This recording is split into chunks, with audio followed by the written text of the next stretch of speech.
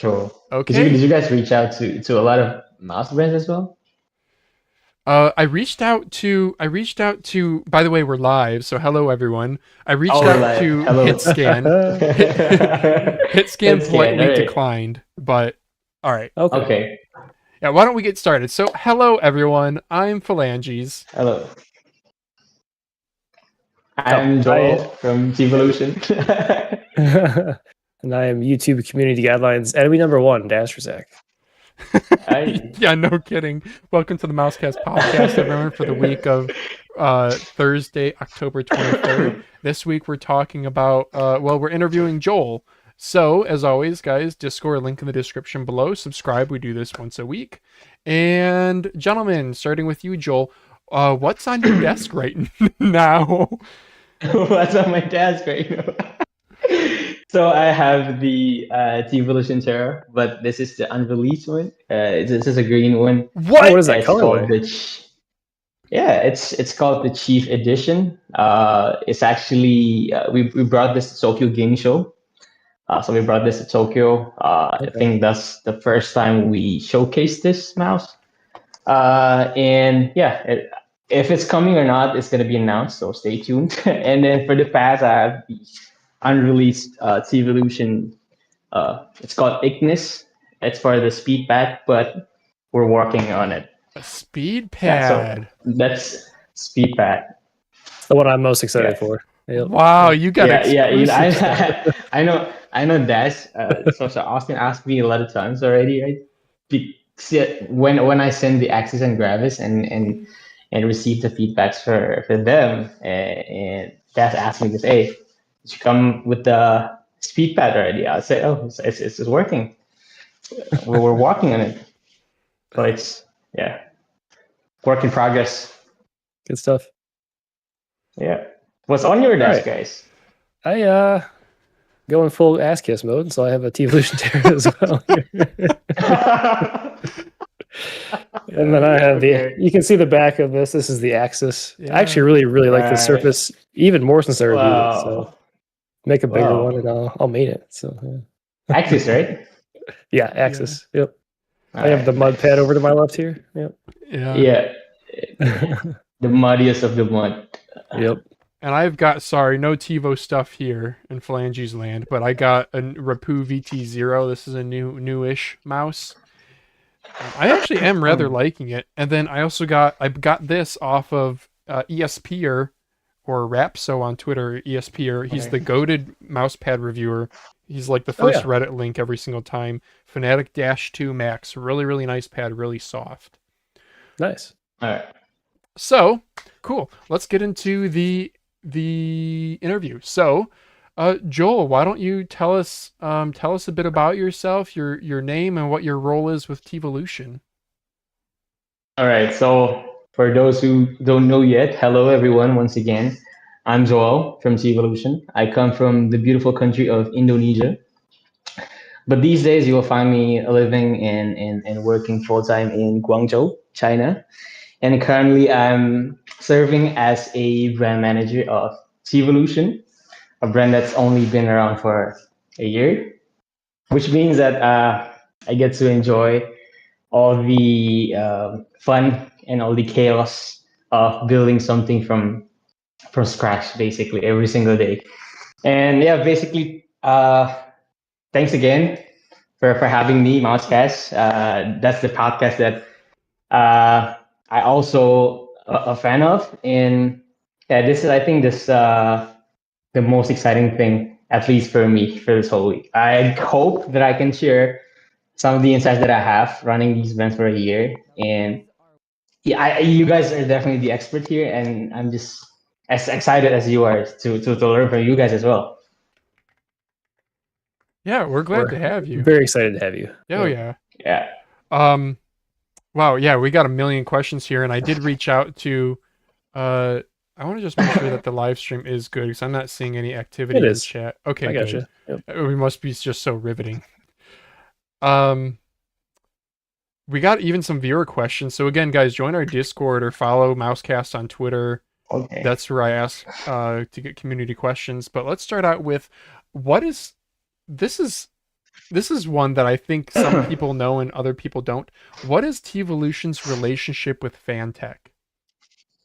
All right, so the relationship with Fantech, right?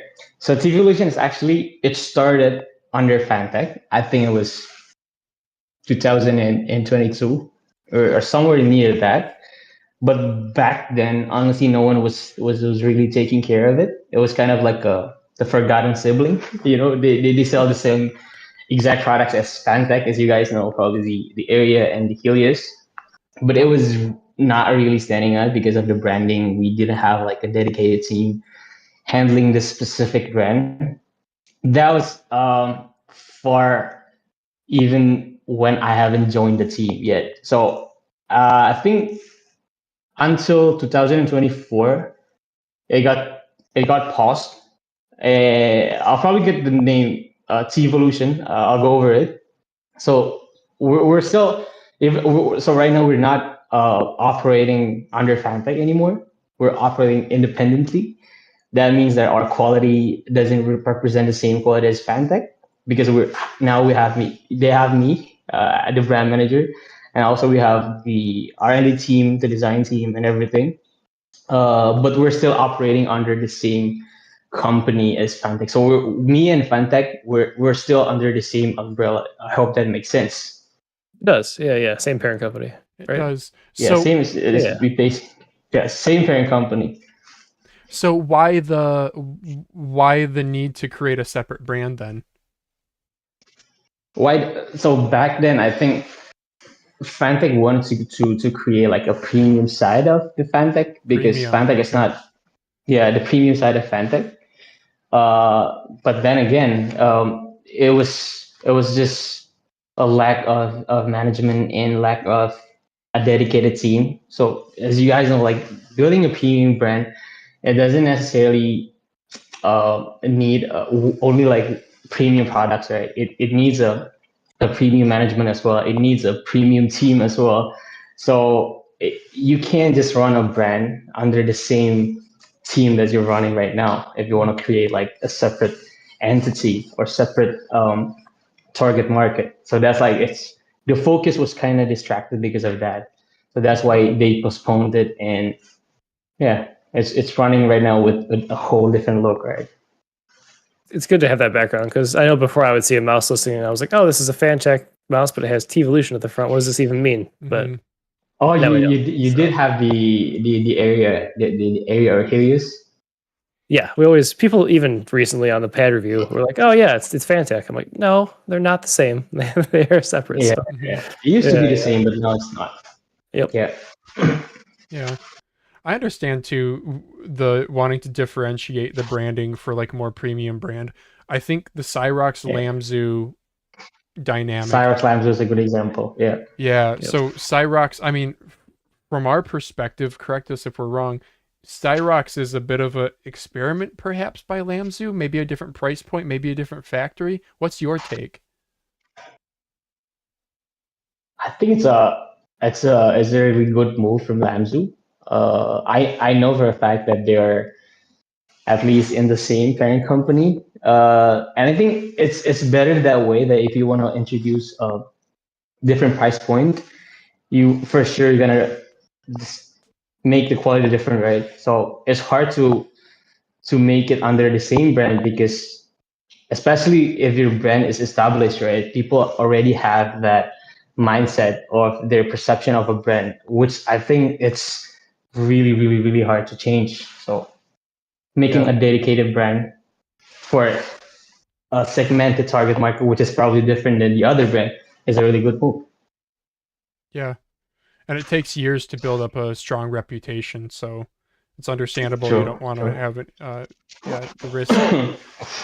So was there a catalyst that got you into gaming mice or into this industry? Actually, I kind of, for that question, I kind of stumbled onto it because me personally, I'm not a like a FPS gamer or like a like someone who use premium gaming mice every single day, like probably most of our customers. But I just used to play FPS, but back then a long time ago. I'm not like a really pro or anything. I used to have a Steel Series rival, and Heck back then yeah. I think it was rival 310. Yeah, 310. That's a Hell really yeah, good shape, by the baby. way. Yeah, 310. It's an ergo, but back then, like 5, 6 years ago, I didn't really know much about gaming mice outside like the usual big names like Razer, Steel Series. I think I only knew Razer and Steel Series, and probably Yeah. Logitech. Yeah. And ever since then, I didn't play much games. So I use like the Logitech MX Monster 3, which is Heck obviously yeah. it's not a gaming mouse. Classic. It's a very productivity mouse, right? Yeah, So yeah. definitely not a gaming setup. But I think I first got into like a premium gaming mice, specific in this industry when I joined this team. I think it was last year, in the mid of last year. So that's when I joined the team, and then everything changed, right? So working on the Terra, that was my first project, Oh, cool. and yeah, that was my first project. So ever since I've decided to develop the Terra, which of course I'm not the only one developing it. I have my own team, the R&D team, which they are far more expert than me. So I'm more into managing people, managing project, and making sure that everything's going well with the right standard. So working on the Terra really opened my eyes, like holding it, testing it, feeling how light and precise it was. So ever since I'm holding the Terra, I just immediately moved from the MX Master 3S to the Terra. So I've been using the Terra ever since then, every single day. And then back then, my knowledge was I know I have a limited knowledge of the gaming mice. So every single day, just gaming mice just became my new world. So every single day I watch like Diamond Lobby, Boardzy, and I even watched all of the Dazzers actually, and that as well. So they definitely they're the ones who got me into gaming mice. So basically, like from watching reviews every single day, my YouTube just completely changed from my personal hobby to like, all right, every time I open a YouTube, it's Diamond Lobby, it's Boardzy. It's just a constant learning, right? And so I did buy a lot of mice. So I have like almost every single, not every single release, but like the major releases on the last 2 3 years. I had it all.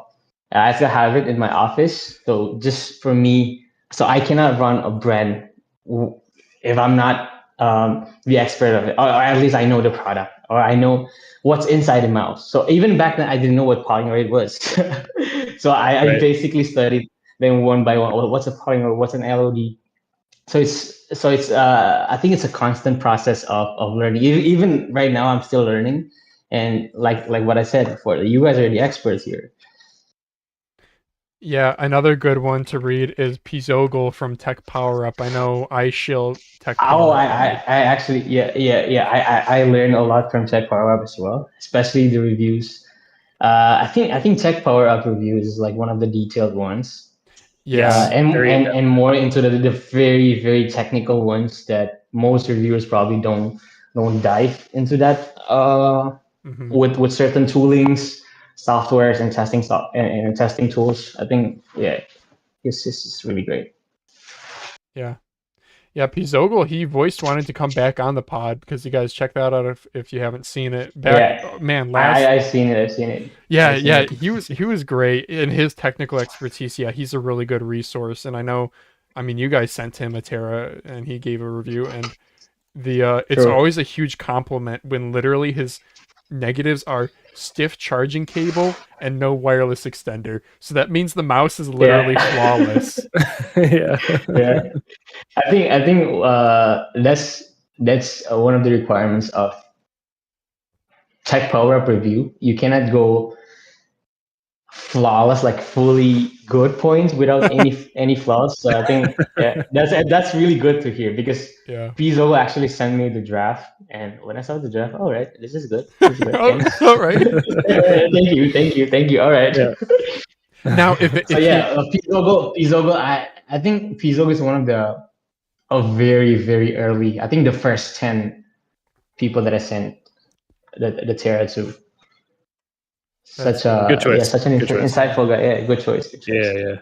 Yeah. I know. I think of myself and a lot of people in the community really, really respect what he does for all the wireless testing, because that's something that other people just don't get into. All right. Well, I guess I do have one question though. Like, do you know what inspired going with this shape, like the G703, G403 sort of? Oh, all inspired? right. I'm glad you asked. So actually, the development is for Terra. It took almost a year. I think it started in early. I think between early to mid 2023. The project started even before this Prime PM1 existed, and the Pulsar X3 even existed. Okay. So we had the idea already, mostly because listening to Reddit, listening and looking to Reddit comments, Reddit thread, and yeah. So basically, I think for the past 4 or 5 years, if you search G703 on Reddit, it's gonna be like, okay, G703 Superlight, G703 Superlight. Even if when you search G703 Superlight directly, it's gonna come out like a lot of threads. So and then when I joined the team, this Prime PM1 already existed, right? And then I read all the reviews, and I think it went quite well, the release in Japan, because they like the smaller shape, just because their hands are basically smaller than the US European.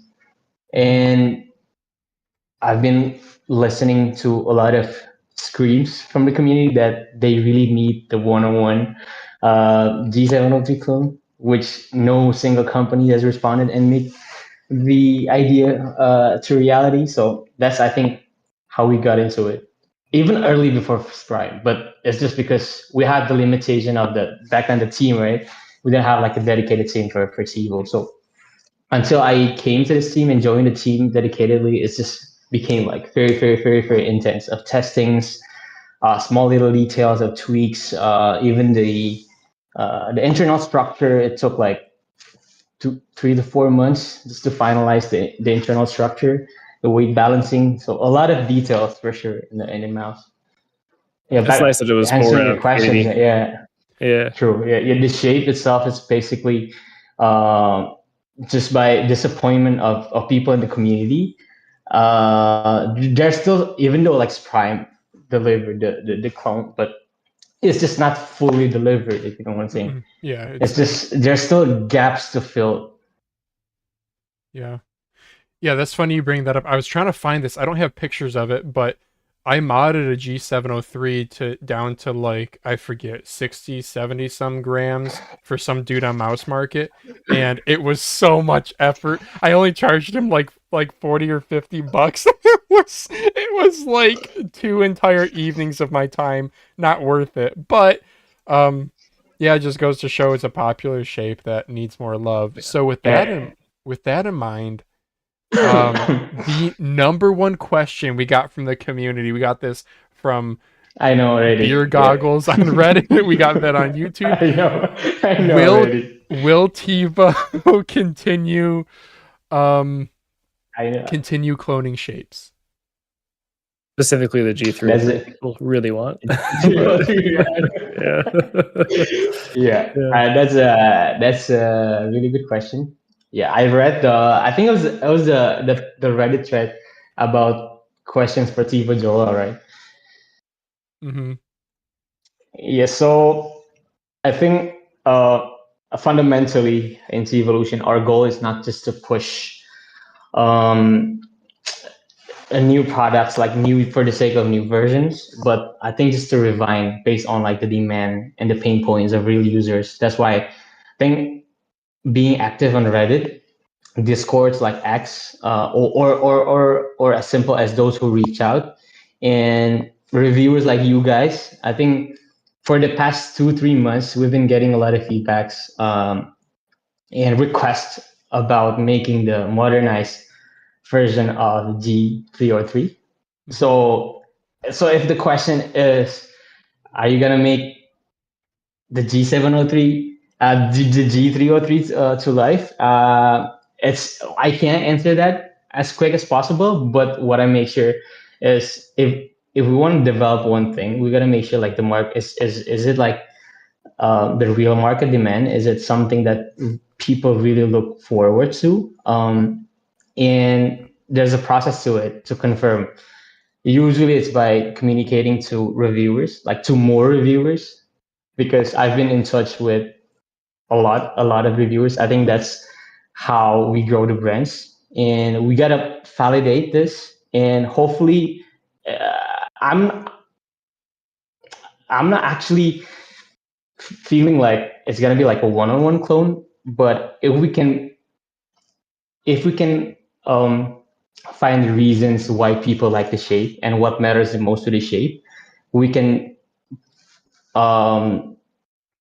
make it like as near as spiritual possible to successor. the original one. Yeah, especially the sensor positioning, and make some tweaks to it. So hopefully it's not going to be one-on-one, but we're going to listen as much as possible, as close as possible to the experience of the G303, because it's a legendary shape. Right? We're not going to tweak it by a lot, otherwise it's not going to be the same shape. But at the same time, I think it's also good for us to innovate on what can be improved from the shape. Yeah.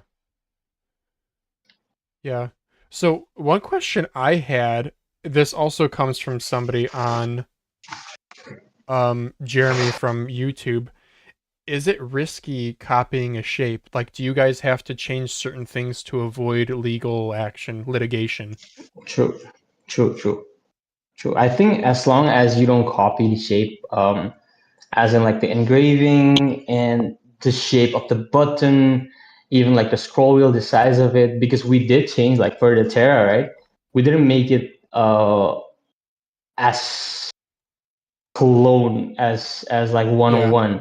Like if you look at the shape, at least like for the outer build, you can see like even the shape of the button, the main button, the M1, M2 is changed, right? Yeah. So I think as long as you don't copy like 100%, it's still okay. Mm-hmm. I'm so glad you guys kept the huge ass side buttons. Those are amazing. Did you see the thumbnail from the podcast when we talked about it? I saw it. You made it even look bigger, right? Yeah. That was great. Yeah. I don't know if I'll be able to find even it. the video, just we had like his B-roll there. I forgot how large they were on the screen. Like it's pretty great. Yeah. I was complaining about buttons being too small, so not a problem. Mm-hmm. Yeah, I think the buttons made for the Pulsar X3 and Prime were too small. That's why people complain, and we actually listen to them. Yeah, there were a couple other complaints on the X3 I had, but I'll leave those be. Yeah, I saw the review for the PC, right? Yeah. My second unit still not good. Yeah. Well, apparently the Crazylight that we'll talk about later is out now, and Fresh Reviews says that they have actually improved on the X3 in like every way, so that's interesting. But in the Crazylight, probably the main improvement should be the click, right? Because they're using the Pulsar optical switch. That is the KL opticals were not great. True. Yeah. Okay, so here's a question then. This comes from Mr. LKL regarding switches. Why the change to FE Opticals? Why is everyone avoiding Omron Opticals? MCHOSE switched to the 100 million mechanical Omrons. ATK switched to FE. Rapoo is using Ratio. Pulsar is using FE. Right. So thanks for this question. We actually, I think we also switched because for the first time ever I announced about Terra as the sensor, right? The 3950, and I remember I announced it as Omron Opticals with the switch. Mm-hmm. And then we had to adjust it midway during the samples and testings. So for this, I think from the feedback we received during development, so Omron switches. So this is from the manufacturer side, and they said that the switches showed more click inconsistencies between batches. So at that time, because this was our first release, we kind of don't want to take that risk. And the second reason would be the availability of Omron. I think that's why most brands somehow switch from Omron to FE. But back then, for the FE itself, it was kind of risky for us as well, because when we released the Terra, we were actually the first ever company to announce that, okay, this is a new switch, this is an FE Yeah. switch, and basically no one knows about FE, and most of the reviewers that I signed about FE, they even checked on Google on every single available information on the internet, then they couldn't even find any information. So that was a big risk that we took there. But during the whole testing, we tested like in the whole team, and we sent out to early reviewers just to make sure. I think we had the option to still use Omron, but because the positive feedbacks that we received from the early testers and also for the testing that we did from our internal team, it was flawless. It was very consistent. It was crisp, and it's also very tactile and light, right? So I think it's a good opportunity to go with this one. And I remember just several weeks before the launch of the Terra, several weeks before we decided that we were gonna go with FE, I saw a video of Melon breaking down the Crazylight. I think that's the first ever Crazylight on January-ish. I watched the teardown, and I looked at the switch of the X2 Crazylight, the first ever, and it said that it's FE switch. So that's so we're apparently not the first one, and people have been saying a lot of good things about the FE, and some of the reviewers said that it's better than Omron's to some people. So I think that's how we took the leap of faith with FE. Yeah, click feel is definitely very subjective person to person, and then there can be pretty good and pretty bad implementations of FE. The one on the Terra Pro is very good. The one in like the ATK U2, for example, was not that great. Pulsar does a really good job.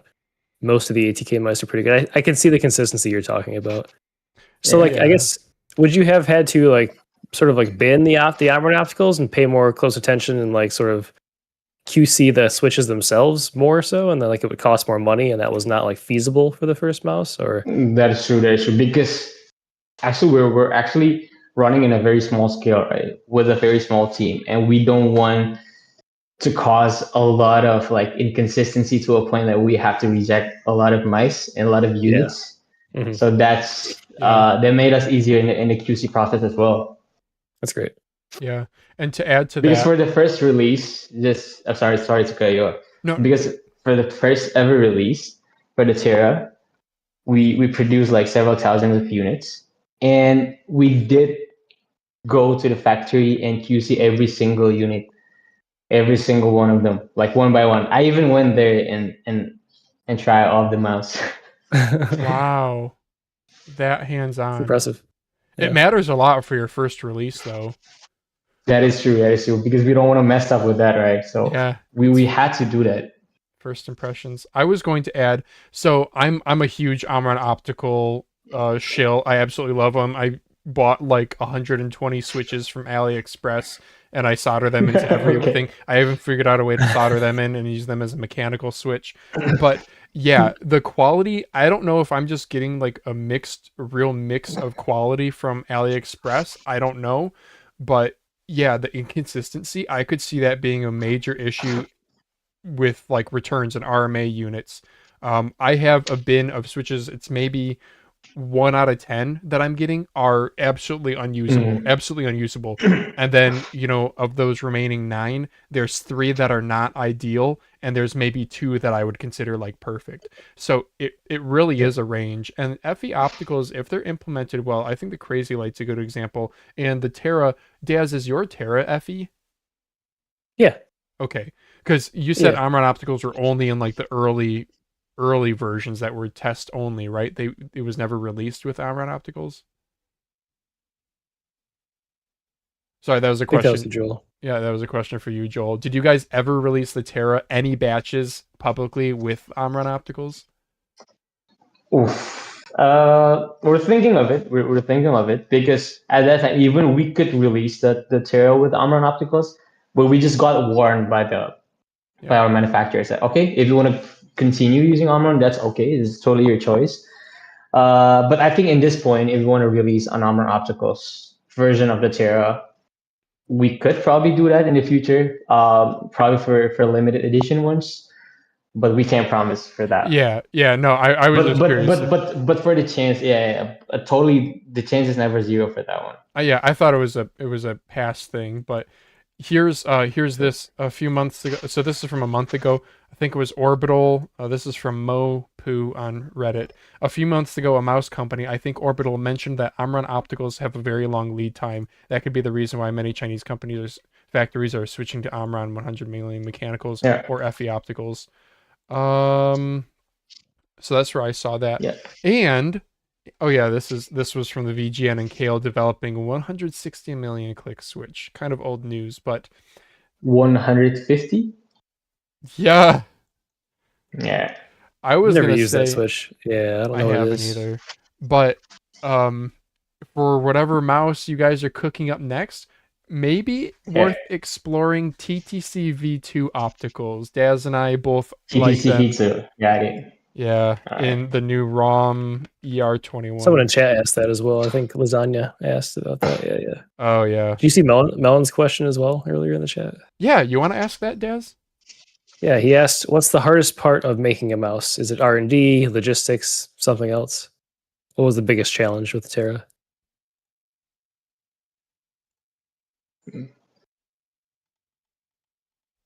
Sorry. Oh, sorry. Yeah, we had a question from Melon. From Melon in the chat, he was just asking, "What's the hardest? Yeah, what's the hardest part of making a mouse? R&D, what's logistics." What's the hardest part of making one? Yeah. All right. All right. Very good question. We got this a lot, and the hardest part would be the testing ones are the hardest one because we had to make sure that. So usually, like for example, take mousepad for example. Usually the testing is like 2, 3 to 4 times, but for mouse, the aspect of errors would be like a lot more. And even for the Terra, we did like sample this. I think I couldn't even count it. I think more than 10 times already. About the click feel, about the post and pre-travel. I think mainly because like what most people don't know, even though it's a cool tech company, it's a cool tech products, and it's 2025, and people don't know that even though it's very advanced, technology is very advanced, but it's during the whole process of the production, it's not fully automated, right? So if you see the production line, I think I even posted a video of developing the Terra on Instagram, on social media, right? So you could see basically the production line, the mouse being assembled. I think that's the hardest challenge, like to make sure that every single unit is good. This is ready. This is flawless. And I think for the release, like the first batch would be the most challenging ones. So I remember when I checked to the factory regarding QC part, there was like hundreds, like literally hundreds of units that are basically not good enough for us to ship. So that's a waste, right? And they really had to open it one by one and find a problem. So what we did during the QC is usually we check all the clicks, all the scroll wheels, all the side buttons. Sometimes like it's all perfect in one unit, but the scroll wheel is messed up. So they had to like, okay, open it, fix it, and we had to go there once again to check if the repair unit is fully repaired. Yeah, and that takes at least for a small company like us a lot of times, right? So that's what most people probably don't know while making a mice. Yeah, so it's a lot. It's a very long process. Even when it's done, the QC part is a pain in the ass. Fair enough. Yeah. I can imagine, especially with how picky enthusiasts are, how detail-oriented enthusiasts can be, you know? Yeah. In some, I think some aspects on your mouse, we can really QC that. For example, like we're QCing 2,000 mice in a day, but we can't just QC the connectivity, right? We can't QC the sensor. It's mostly like QC the clicks, the scroll week, the feelings. Is there any bumps on it? Is there any like dust or like stains that they can't be acceptable?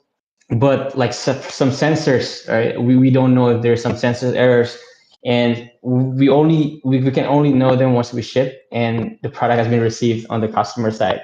And then yeah, there's got to be a lot of complaints. Hey, why is the sensor not working?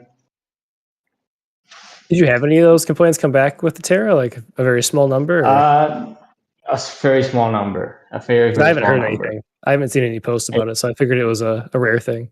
So yeah, but it's covered in our warranty. Yep. Okay.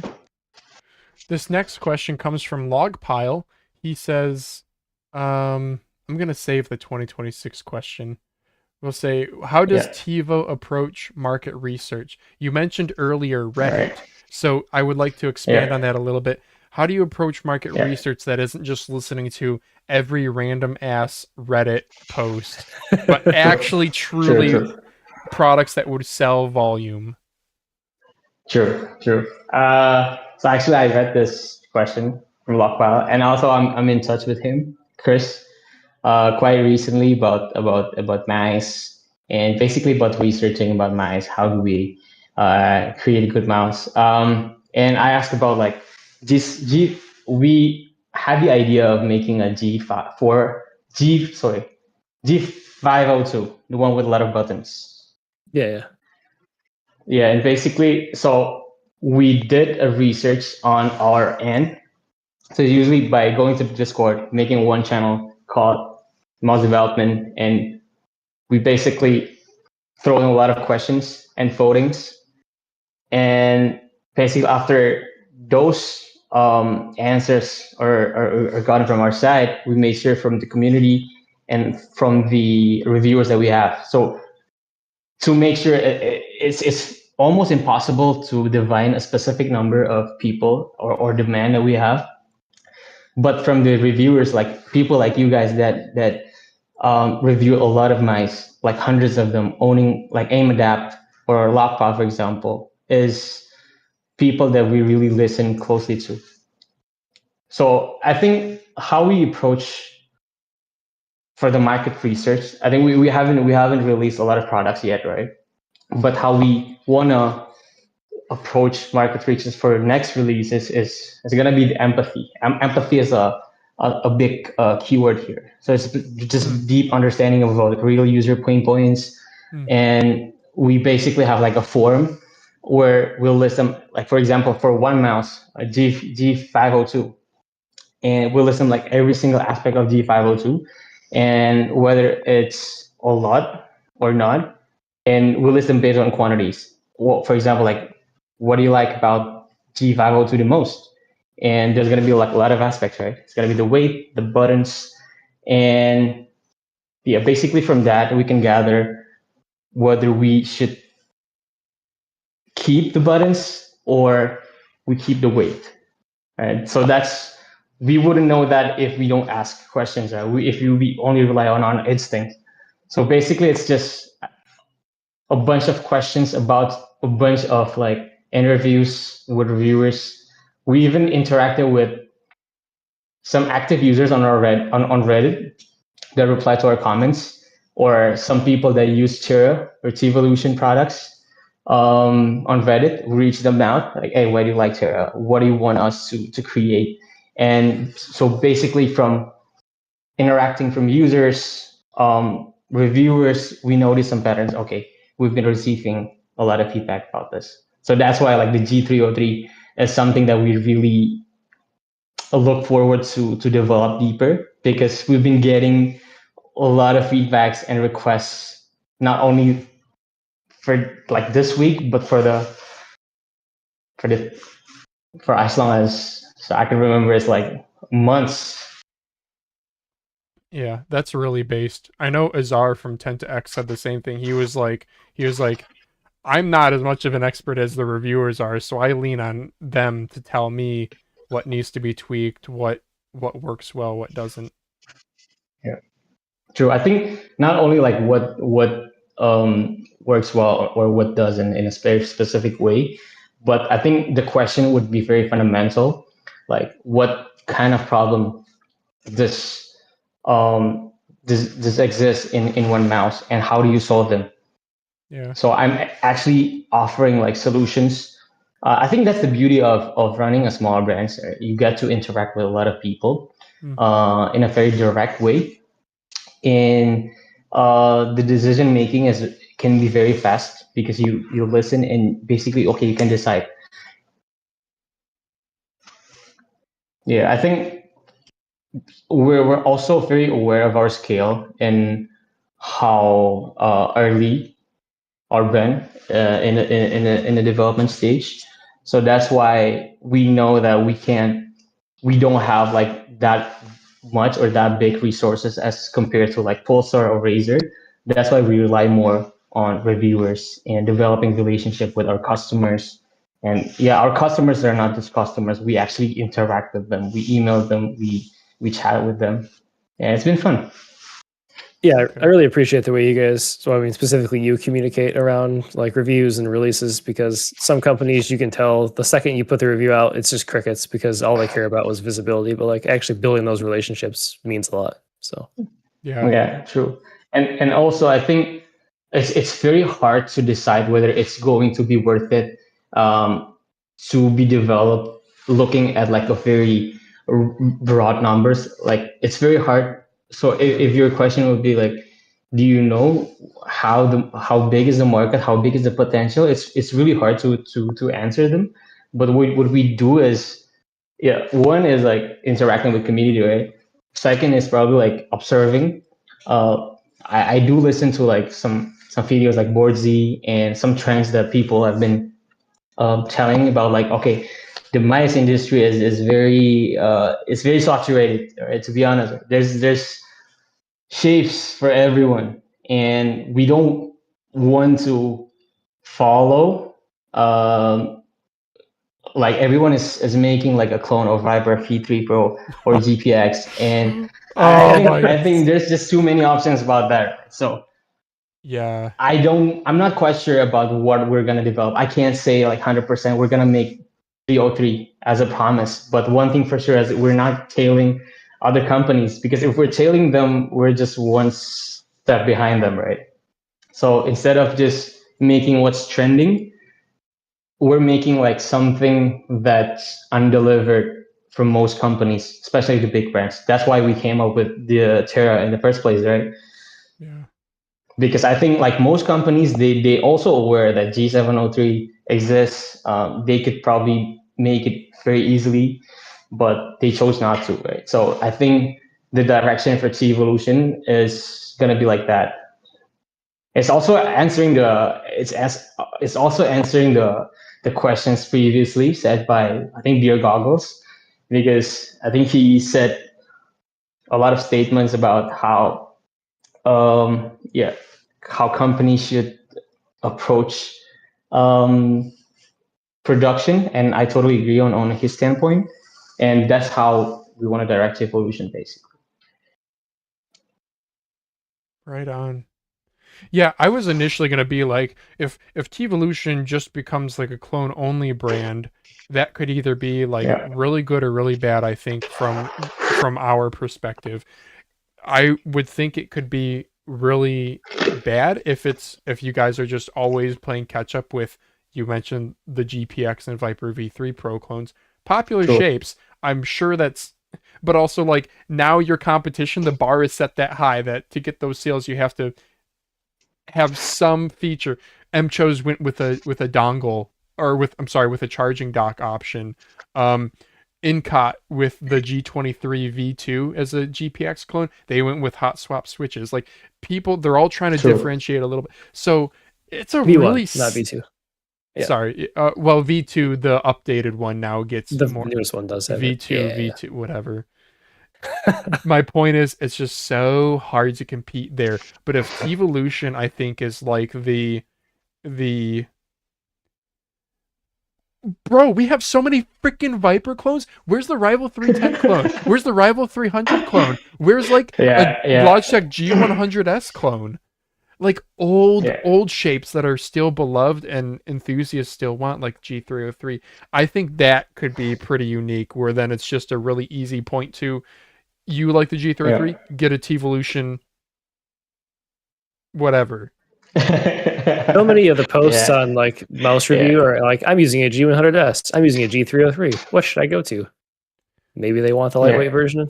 I don't know. Wise Owl for the Cloud and the Sensei, you know? Oh yeah. Yeah, there's stuff. There's definitely opportunities out there, but also I don't know if there's. Sure. Does it hurt your brand recognition if you're not making original shapes? Are people then like, oh, they can't innovate, they can't? I don't know. Actually, you know, a good thing that we're gonna come up with a new shape, our original shape. We're working on that. Right on. Okay. Ooh, it's an exciting announcement. Yeah, glad you mentioned about that. Yeah. Yeah. Okay. So that's also something that we look forward to. Okay. Our own symmetrical mouse. Sweet. Okay, that's exciting. Yeah. It is. Yeah. Okay. Let's see. You kind of told us something, what you've learned about the mouse industry, just how difficult QC is. Oh, how aware are other brands of one another? Do you talk to other brands in any capacity? At the moment, no, not like a very specific way, but we do like follow each other on social media. But I got a very few contacts of the brands that I want to work with, but I can't say too much about that right now. But I wouldn't say like it's mostly just developing relationship. So I just know you exist and say congrats on the release. It's a good release. Maybe I could learn from you, but not through a very collaborative way at the moment. Okay. Would you want it to be more collaborative? I hope so. That's, I think, something that would be a very good move on the marketing as well. And if we ever collaborate with a brand, it's gonna be with a brand that we really value, and we're still looking for them. Yeah, we're still picking up and listing as much brands as possible, and then just to talk to them whether we're aligned in a vision. Okay. Just a quick aside. I didn't realize this. Dazz, am I dumb? Terra Pro. There's a Terra Pro that's coming with. I'm sorry, Terra CE and Terra Pro. So the CE. Could you run over? Give us an overview, Joel.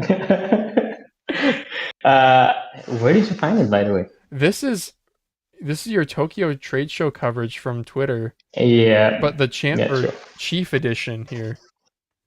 Yeah, Chief Edition. That's the one. That's the green one, right? That's the one. Yeah. Yeah. That's the green one. It's gonna be a limited edition. Yeah. But so basically, it's not gonna be, one thing for sure, that's not gonna be the same exact features or same exact specs that the Terra Pro has. And it's basically a refined version based on the feedbacks we got from the Terra. And we kind of want to, okay, the separate one, but with the different features, like a longer battery life, for example. Yeah. Yeah, it's got the new Nordic 54 series chip I see there. Yeah. Yeah. Is it a bigger battery too? Is that for the 4 gram weight increase? Is the battery a little bit bigger too? Yeah, battery a little bit bigger. Okay. A lot of people have been complaining about how fast the battery life on the Terra runs out. So yeah, that's something we consider. Okay. Yeah, no, the green looks really good. Green stands out. It's as dumb as it sounds. Daz and I talk about this. Yeah, releasing things with a special colorway or something will make things pop in thumbnails and will get more, like, it will actually get more clicks in addition to just not being a washed out black rectangle on a black mouse pad. Yeah. That is one we see this with mouse pads, kind of the future of the industry. We're seeing a lot of customization. We're seeing a lot of Yeah. You even see it with like water bottles. Remember, was it not Hydro Flask? Who the hell? Stanley's, right? People were like collecting all the colorways. Stanley's, yeah, true. Yeah, I guess so. With And this, it's very customizable as well, right? so, this is maybe jumping a little bit towards the end here, but where do you see the industry trending in upcoming years? Mice, pads, Yeah. skates, games, etc. So I would probably say this representing the mouse. I think you guys are probably aware that the mouse industry has been very saturated. And I think if it's going to be like a new innovation or new improvements, it's not going to be, it's going to be good. It's going to be like a new tech for sure, but it's not as significant as it should be. I really like what the orbital tube, which is introducing like something really new in the market. But I don't think like for the next 2-3 years, it's gonna be like a huge improvement. For example, like the 30395 and the 3950 sensor. Yeah, it's just a gimmick of a number, right? So higher DPI, which no one uses it. And I think the way I see the industry moving right now, for at least for the mice, there's a lot of like a lightweight mice right now. So and I've seen like a lot of brands have make the options for their products, for example, like ATK to higher to a higher weight for the battery life. And for the next 1-2 years, it's gonna be like a new sensor. And like it or not, we do have to follow those new innovation, like the new Nordic new sensor. If it's not gonna be like 3950, the improved ones. And for example, it's also gonna be decreasing the price of the mouse for the 3950. So like it or not, and I think the biggest innovations are gonna be made. It's gonna be the super light, and not the super light, the super strike from Logitech, right? Okay. And the way we approach what's going for the next 2-3 years, I think I answered this before, is we're not following the trends, and we do want to revive those legends, those antiquated shape that people really have like the just the nostalgic feeling of grabbing their previous mice that's not being revolutionized in this era by a lot of brands. So I think how we want to approach it is we don't want to really develop more with we gotta follow the features of the new innovation for the mouse. But for us, it's gonna be developing our dongles. I think dongle is the big thing for Teevolution, especially the screen ones. And I think we do have a lot of potentials about that.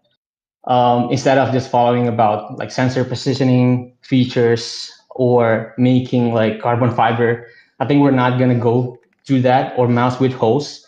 I think we're gonna stay with what we have right now and developing what we think is unique for us, which in this case is a dongle for us. I think it can bring a lot of potential, and we've been receiving a lot of feedback as well for the dongles, and a lot of people have been looking forward for the Rapid Sync V2.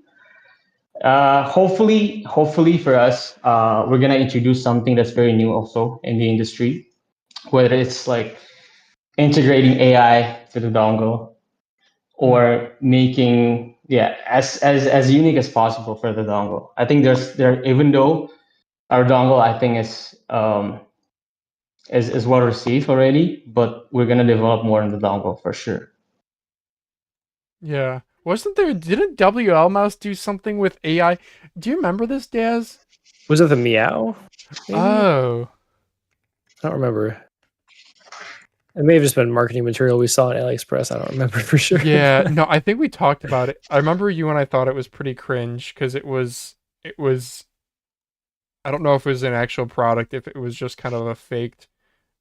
Here, you can talk to your mouse dongle about, I don't know, the weather. I forget. Whatever. Boardzy did a video recently where he's like, the industry is stagnant, blah blah blah. I do kind of want to check. I think we should check our privilege and be like, we are in quite a golden era of mice. Like, bro, I remember 5 years ago, like your options for good wireless performance were like Death Adder V3, V2, and like Viper Ultimate and GPX or GPW before GPX. Like that was it. And now we're getting like all sorts of, I mean, everything up here on his desk here is good. Well, ignore the final mice. Did you watch this video? He talked about the I did. upcoming Artisan plastic pad. He That's pretty did. Yeah, interesting. I know. I'm actually Yeah, kind of yeah. jumping. I have this under Reddit recap, but he's on the plastic Artisan pad right now, right? Yep. Yeah. So I agree with you, Joel, that the Super Strike with haptic buttons or some sort of major technology shakeup there could be a. Okay, I want to split like the future of the industry into two, short term and long term. So short term, I think there are things like dongle, like maybe some stuff with some materials. I think colorways are something that's gaining in popularity. You see Pulsar cranking out all these different colorways. Personally, I'm never going to buy a black or white mouse. I'm going to buy all my fun colorways because that's what I like. That's a lot of mouse. Yeah. He has Yeah. a lot.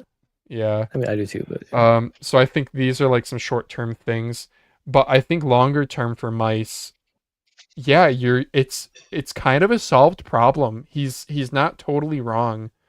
I'm not saying that it's bad, but we definitely are at diminishing returns. I think it'll just be you'll want to check all the boxes, whatever the latest specs are, the most efficient MCU, the highest polling rate, the highest frame rate, whatever. I still think there are more innovations. Like we've still yet to see Final Mouse Horizon. I know, don't roast me, guys. I know it's just a cloth wrapped glass pad. I think plastic pads are another area for innovation. I don't get why we don't talk about them more. I have an NPET Speed M. Plastic pads. Yeah. Yes. Plastics. It's actually a resin pad, right? Yeah, I don't know if is the resin just to like get a flatter surface in the manufacturing process. it does say resin surface. Yeah. Yeah. Well, Do you think it's well received, the NPED? yeah, it is. If you look at reviews, people are like, "Wow, it's good." I have one. I love it. I don't know why plastic pads aren't more of a thing. I feel like you have a lot Yeah. of options for the surface finishing. They're more skin friendly than True. glass because they're Yeah. not cold to the touch, so you won't have like condensation. I do think manufacturing's got to be cheaper and easier, right? I don't Yeah. know. As compared to glass, for sure, and it's much safer than glass. Sure. Yeah. It's Even like still shipping easy to risk with clean. glass. Yeah, you don't have to package it nearly as well. I guess you don't have to be as Impact careful with the resistance. packaging. It's not going to Yeah. break. I love the consistency of a Yeah. hard surface too. Yeah. But yeah, without the maybe necessarily having an arm sleeve. I don't love having this arm sleeve up to my shoulder that I just bought. It's ridiculous. But And I think it's not going to be as scratchy as most glass pads would be to the skates. Yeah, will the pad then wear down? I don't know. I think that's something that sorry to say it, but like reviews and initial impressions are still the strongest. You do want a durable product, but I think people are also there are options for harder skates. There are people Yep. who accept that if you use a glass pad, you're going to be putting on new skates every month or two. I don't know. Maybe there's innovation to be had there, but point is, I think plastic pads need more love. I don't know why the NPET Speed M is like the only one that I know about. But yeah, it's available on Amazon for like $26. Oh yeah, there's they an had anime. art too. Yeah, they have an Okay, anime yeah. version. Yeah, different colors are easy too. I don't get why it's not. No way, Melon did one, brother. Oh, look at this Melon from 2 years ago. Yeah. Okay. Well. Anyway. Yeah. I'm sorry. The last thing I had here about industry innovations is I want to see us revisit even older shapes.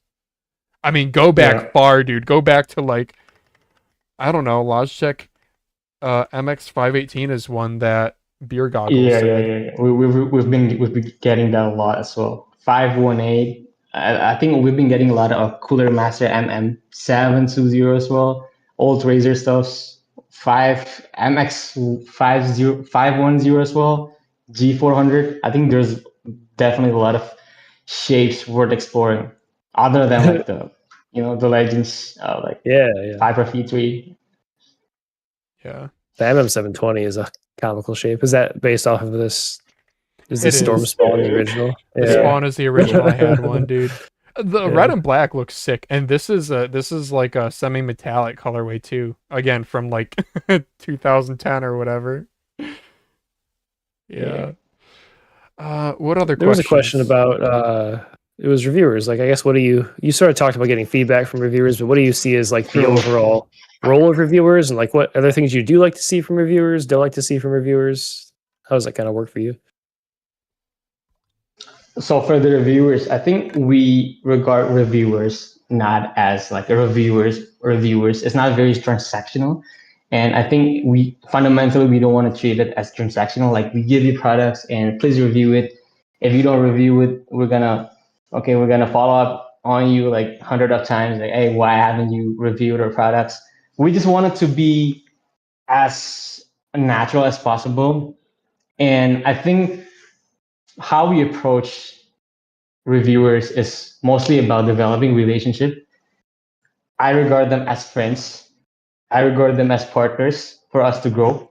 And I think, like I said before, that's the beauty of being a small brand, is being able to interact with a lot of reviewers. For example, for the first release of the Terra, I was the one who reached out to, I think, more than 50 reviewers, and I talked to them one-on-one. And I think that's the beautiful part of interacting with reviewers, other than getting a good reviews on the internet, on YouTube, on Twitter, which is beneficial for us for sure. But what we mainly want for that is give an honest review, the unfiltered ones, and focus on how we can innovate, right? Instead of just reviewing and then my review. This is also my expectation if I approach one reviewer. So if you're done reviewing, I'm gonna be having continued conversation with you. Like, how's the experience with overall after probably like 2 weeks or 3 weeks after usage, and it's gonna be like very deep and fundamental questions, and not only for like product reviews and like specs reviews and how it performs, and we actually ask them like, what should we innovate? What should we create? Yeah, I think that's the main role of reviewers, as in for now for Teevo. And I hope as we grow bigger, it's gonna stay like that. Yeah, so they're our partners. It's never transactional. Yeah, that's great to hear. It definitely has an impact on me. If there's a company that's very transactional and I get into like a mouse review Reddit post, I'm not going to go to bat for that company necessarily. But if I have a good relationship with like you guys, for example, like I'm more likely to recommend it or just sort of like defend it. So. I don't know. You feel almost used if it's transactional. Yeah. So, yeah. True. I think it comes we got down a free to product. True. Yeah. Which is awesome. But yeah. Yeah, it helps build brand reputation for sure throughout the whole community. Yep. I would say I think reviewers for Teevolution in this stage played a huge part, especially for the Terra release. I think we most of our marketing budgets are spent just sending products instead of making like a big advertisement about the mouse, which I think all the specs are mostly the same. I think what differentiates brand to brands is the experience. Not only the product experience for me, I think when we're talking about branding, it's the customer experience. Is how reviewers can talk not only about your products, but also, okay, this brand is very approachable. This brand is very good to work with. I think that's what we want Teevolution to be. I think not only to reviewers, we even reach out to a lot of like creative creators. I think so because like some community members, they don't post reviews, but they post like setup pictures. They set up like unboxing videos or like photography. We also develop relationship with them. Yeah, and they are the ones who eventually communicate good things about our products and our brand and the overall experience. Oh, this custom one on screen looks sick. It's like glossy and retro vibes. That's really cool. You can change the scroll wheel rubber. Yeah. Customized GG. Nice. Yeah, talking about photos. Customized GG. Yeah. Joel, what excites you most about your job or about peripherals? I think right now, what excites me about what keeps me going and what is basically burns my spirit every single day is how I can talk to a lot of people directly, and especially the community, right? So I'm handling as a community manager. I think listening to them, and the most exciting part is when we develop something for a long time and actually being able to deliver it, and people reaching out personally. Some people that reach out to me is like not even a customer, or not even like customer that have purchased the Terra, but they just said, okay, I appreciate you. I appreciate the effort you put in your company in making some things that most companies don't deliver, which is reviving the G703 at that time. And that excites me the most. That made my day when I read that. And yeah, so for the release of the Terra, I replied to basically every single comments on every single YouTube videos. And I even replied to every single Reddit DMs, every single Twitter DMs, and the interaction got me very excited, even until today. Yeah, I think that's how Teevolution grew until now. I have the same affliction or approach, which is both positive and negative because it gets a very good image, but it's also exhausting responding to every single one. It's really rewarding as well. So yeah, and the other thing is because we're still in the very early stage, right? It's still like the journey is still very long. It's not like, okay, I release a product and that's it. We're not gonna be a single product company.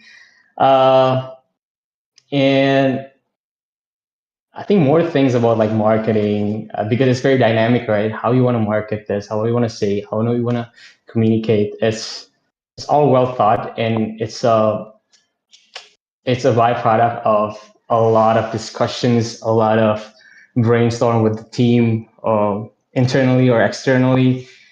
And yeah, I think for me, being able to run a brand both in a technical way and a creative way is something that I really enjoy because it's not a repetitive job for sure. My role is very dynamic. It can be very busy, and one day it can be relaxing. It can be stressful, but that's the beauty of it. I think that's the beauty of building a brand. Yeah, I think being a part of a small team is pretty exciting. Like I imagine when Logitech or Razer, when they want to innovate on something, there's so much bureaucracy and one little change, they're big, but they're slow. True. Yeah, it allows us to move faster as a small brand. Yeah, and the decision making is not something that's super hard. Yeah. How about a question that came from somebody else is what are some of your favorite peripherals and what games do you play? Okay. Other than the Teevolution Terra, I really like the Ninja P2. I think it's a fantastic, phenomenal mouse. I think everyone would agree about that. Yeah, I think that's it. Yeah. Ninjutsu Sora, and I use a lot of Zowie products as well. I still have it in my office, and I kind of switch them once in a while. Some Lamzu products are also very good. Lamzu Atlantis is one of my favorite ones. But yeah, if I could name one, it could be the Ninjutsu Sora V2. Okay. What about you guys? How about you, Daz? Favorite main OP1 8K. I'm like just the permanent OP1 8K shell. Now I have the V2. Yeah. Yeah. I really like the infinite speed for mouse pads too. All the speed pads I'm very much an enjoyer of, and I've been glass pilled recently. But yeah, that color specifically. Yeah, baby. There's something about glass that's just so consistent, but I do hate wearing a sleeve. But yeah, OP1 8K V2, and honestly the hit scan hyperlate for smaller mice. So I love that. Yeah, so good, so well made. Yep. For me, what about you? I would probably go I think kind of my trifecta of 3 favorite shapes are probably WLMouse Strider, Viper V3, or any of the clones. Anything that I can weight mod to the lowest weight and put Omron Opticals in. And yeah, right. I do also really like aggressive hourglass mice sometimes, like the VGN F2. I freaking sanded down I literally sanded down the bases of 40 mice on stream, and one of the very first ones I put back together was the VGN F2. I just love that mouse so much. Oh, look at that. Your video comes right up, Daz. Oh, look at that. SEO. Yeah. I do like the Incot 039 a lot recently too. Yeah. This is sort of like a Viper V2, but it's got some more tall presence to it. Great colorway. Big mouse. Got some, what is it, UWHMPE dots? Is that what that material is? Ultra high molecular weight polyethylene. Okay, yeah. UHMWPE. Yep. Good for glass. Yeah. And then for pads, I have this BSX. This is cool too. Oh, heck yeah. BSX solid sides. Yeah. Yeah, Omron Opticals. Yep. Solid sides. What a freaking gimmick! They just release a version with holes, then later release a version with solid sides, and you double your sales. Yeah. Oh man. But yeah, like you, I like speed pads. I like anything spandex. So. But yeah, what? How about what games do you play? And I'm purposely asking this, knowing your answer. No, right now I don't really play any games right now. But I used to play, so I'm more into the, fighting games. I used to play a lot of Korean games called Lost Saga. It was really popular in Indonesia. Lost Saga is a Korean game. But Saga. Yeah. Okay. I used to play that a lot. Yeah. So it's mainly using keyboard actually. Huh. Never heard of it. Yeah. Yeah, and I play a lot of Tekken, if you know. Oh yeah. Yep. Yeah. Did you ever use the fight sticks, or was it more like controller or keyboard or the controller? Yeah, I used the, what is it called again? The one the joypad. The joypad. Yeah, the big controller. What is it called? Yeah. Shoot. Yeah. I'm not a fighting these game days, person. I don't really play that much game, to be honest. Were there any games you got really big into growing up? Yeah, that's one of it. Lost Saga and Seal Online. I think it's an MMO RPG games.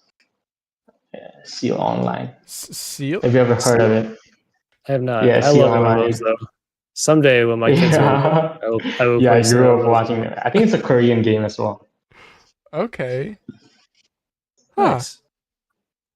So there's something so relaxing about MMOs.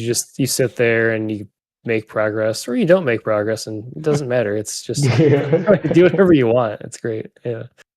Yeah. One of my buddies who was really into FPS games, when he had kids and he couldn't sit down and play a full match anymore, he got himself a Steam Deck and got into MMOs and such, and absolutely loves it. Says it's a total game changer, and it has me thinking with a kid on the way, maybe I should get off the sweaty games and start trying some more games like this. Yeah, I got World of Warcraft running on my Steam Deck. It was pretty sick, honestly.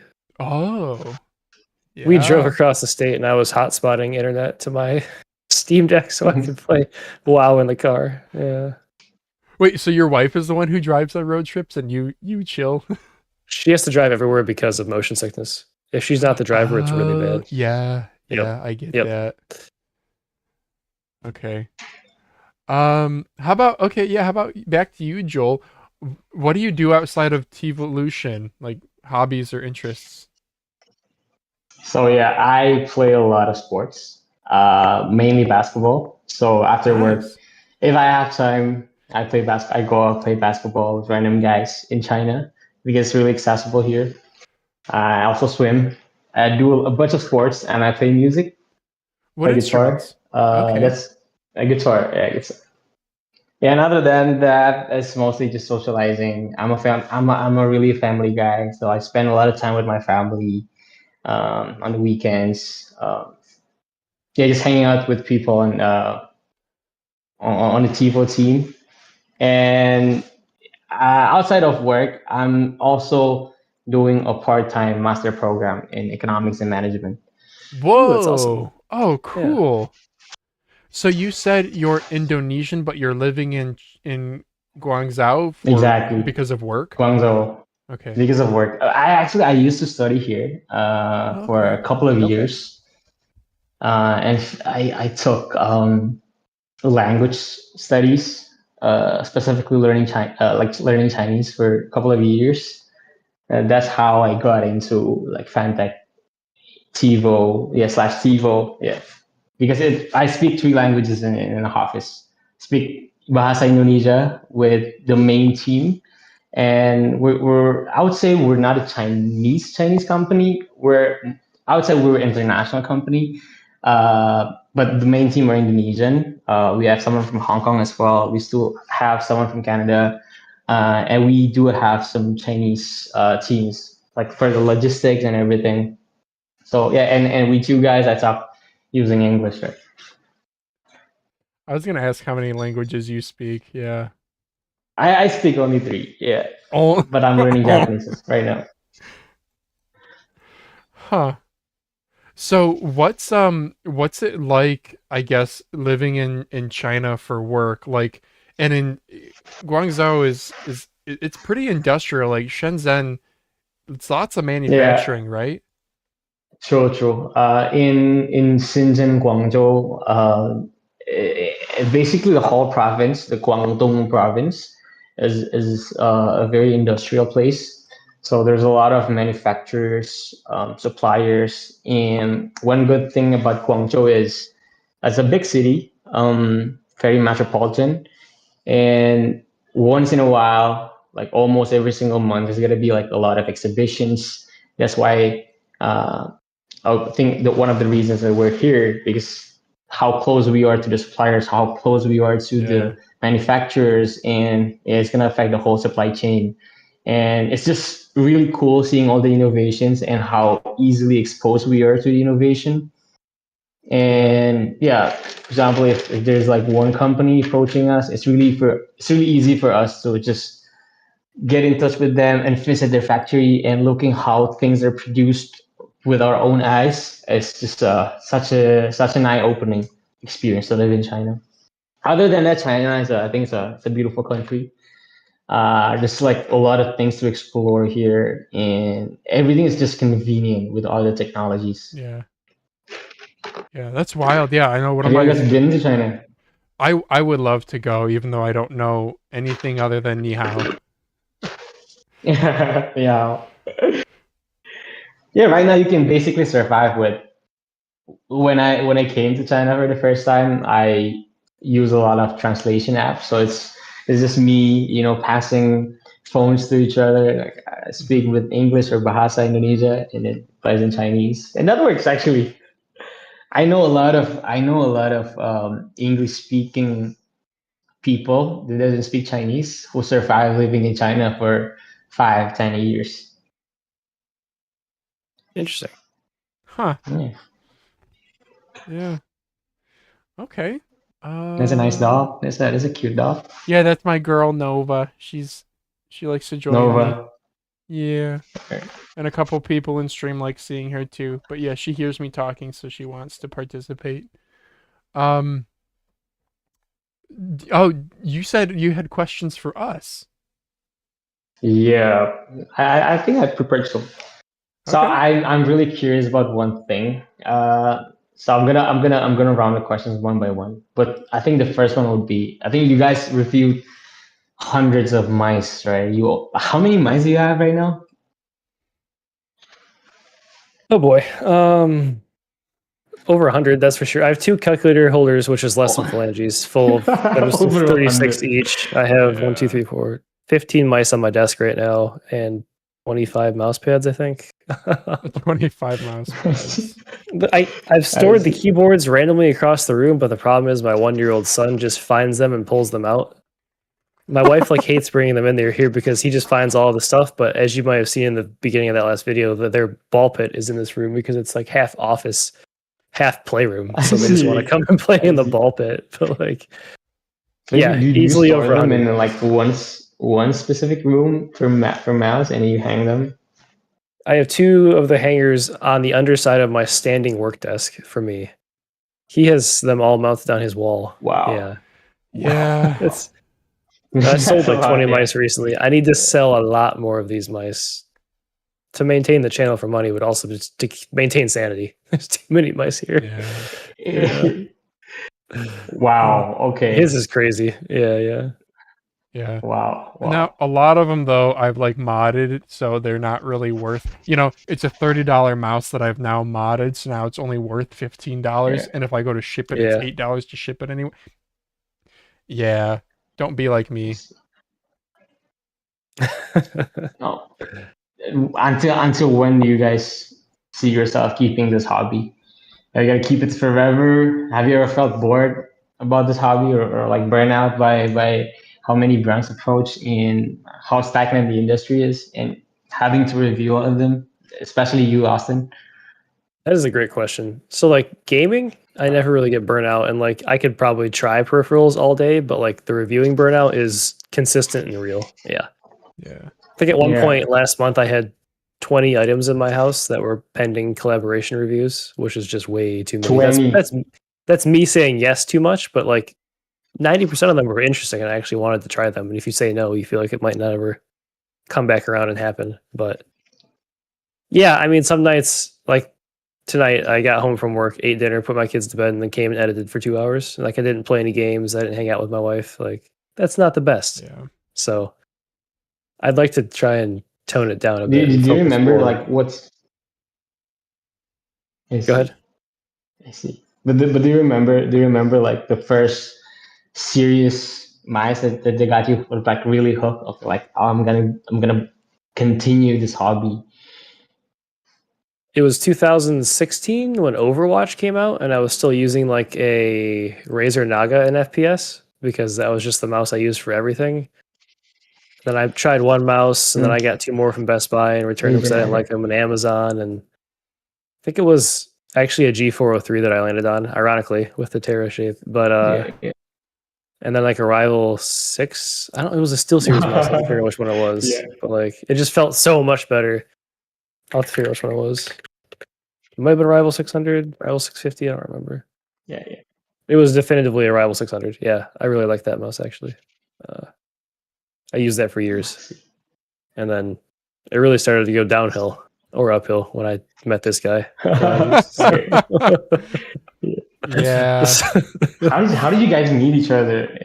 Did you guys met online? And I listed an OP1 Wii on eBay.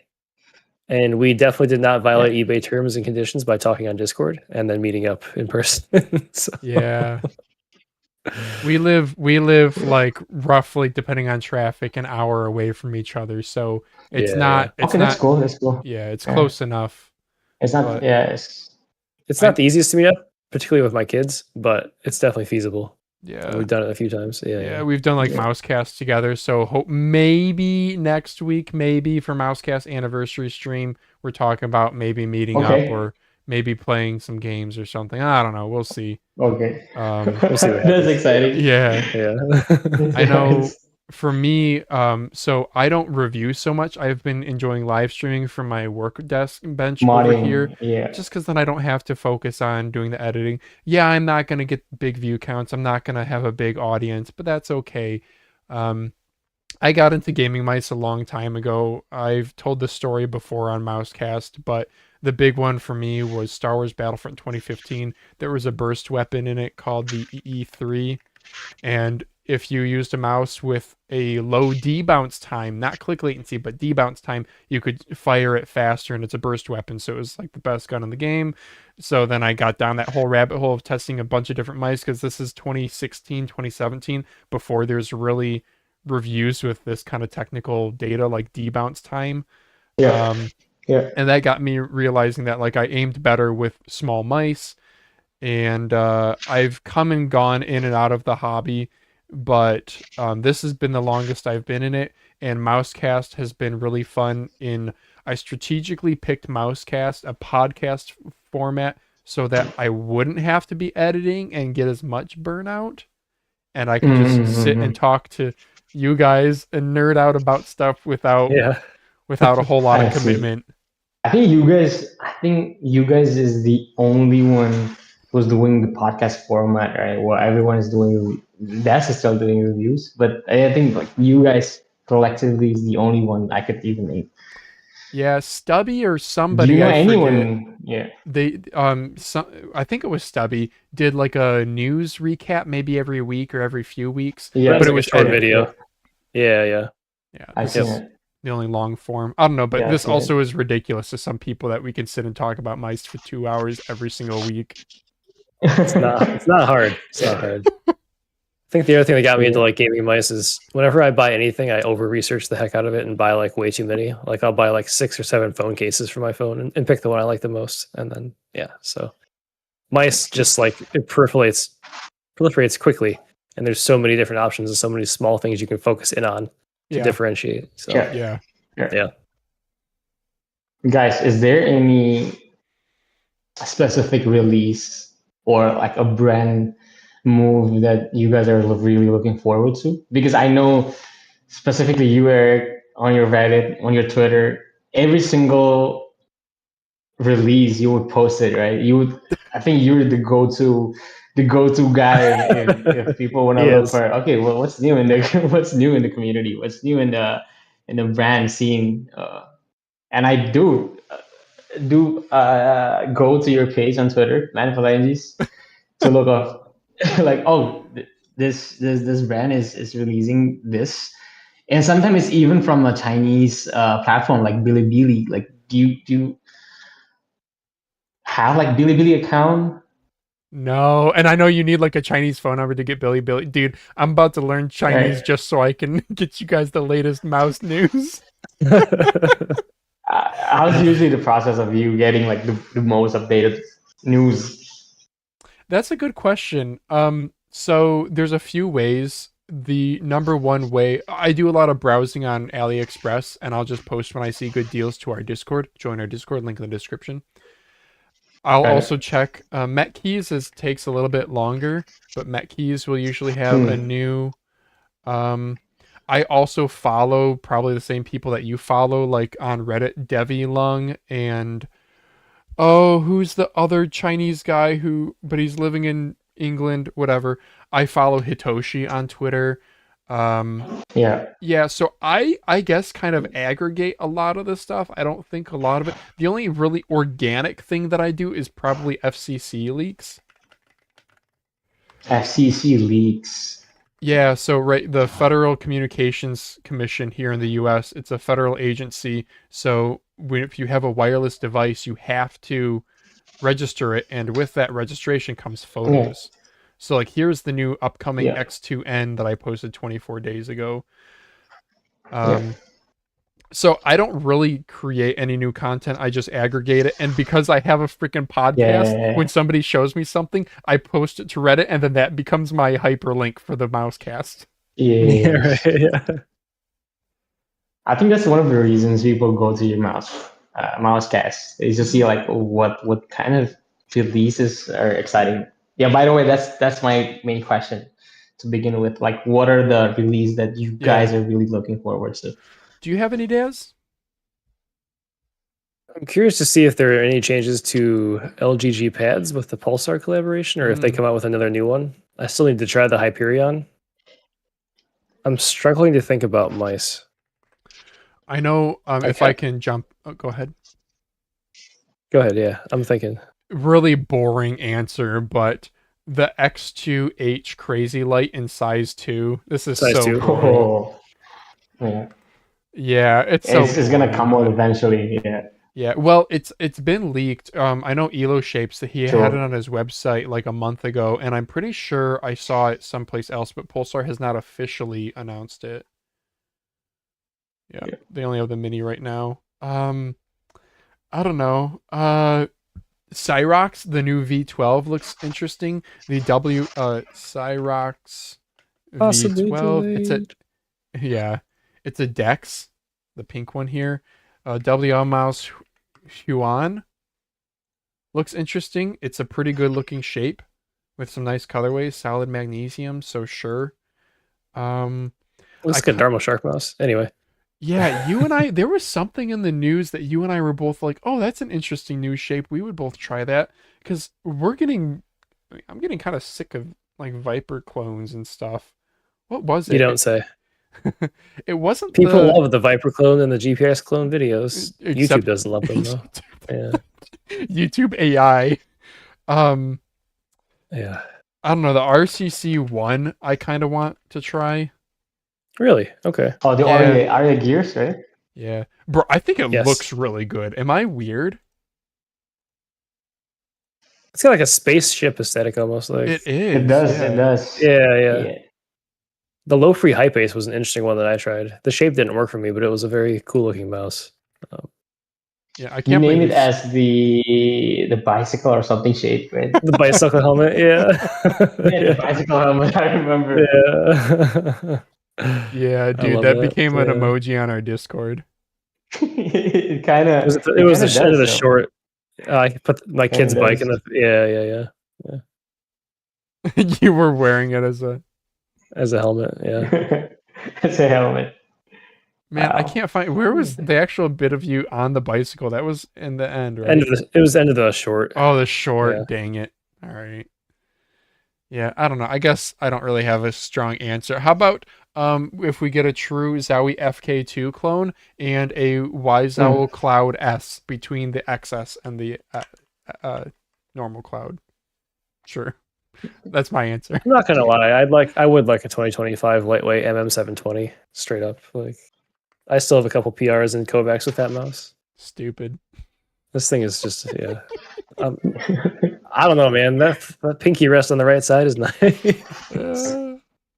It's so goofy. I love it. Yeah. Can I ask one last question? Yeah. So if you could create like one dream mouse, how would you combine like features from different brands? Like my Omron Opticals, probably 118 to 119 millimeters long, ambi shape. What kind of skates would I want on it? Like jades, something like a jade skate by default. Okay. Collab with X-ray pad or something harder. I don't know.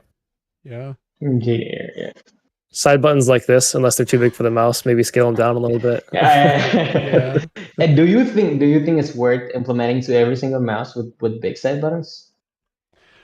As long as they're not going to interfere with where you place your thumb. Like the side of this shape is so large, it's perfect, right? But was it the original U2? People complained about the side buttons getting in their way. I didn't have that problem, but my thumb is very far back on the mouse, so like it doesn't really. I'm not gonna run into the side buttons like someone else might do. So yeah. I think mice could stand to have bigger side buttons. Just in I think so too. Yeah. Some kind of cool, like, so there's 039 here that has this like stylized scroll wheel. Yeah. That's really cool. Like it has like the design on it. That's really cool. It would have to have a vibrant colorway.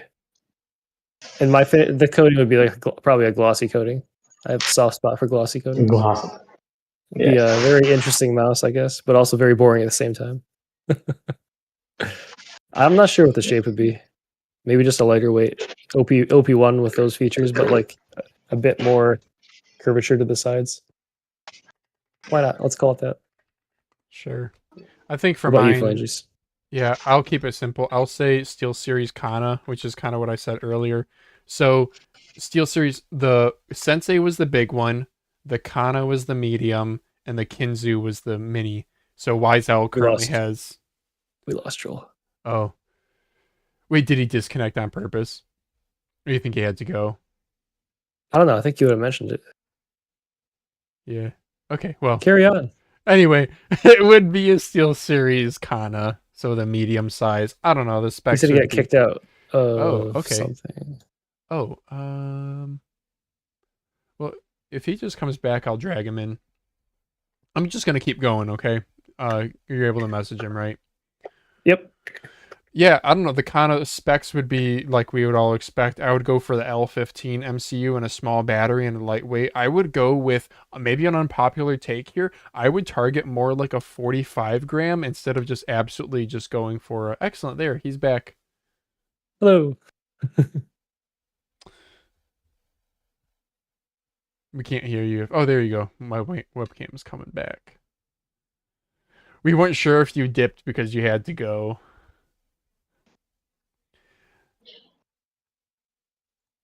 There's some sweet colorways of this, though, dude. Hey, there he is. There he is. All right. Sorry, I got kicked out, guys.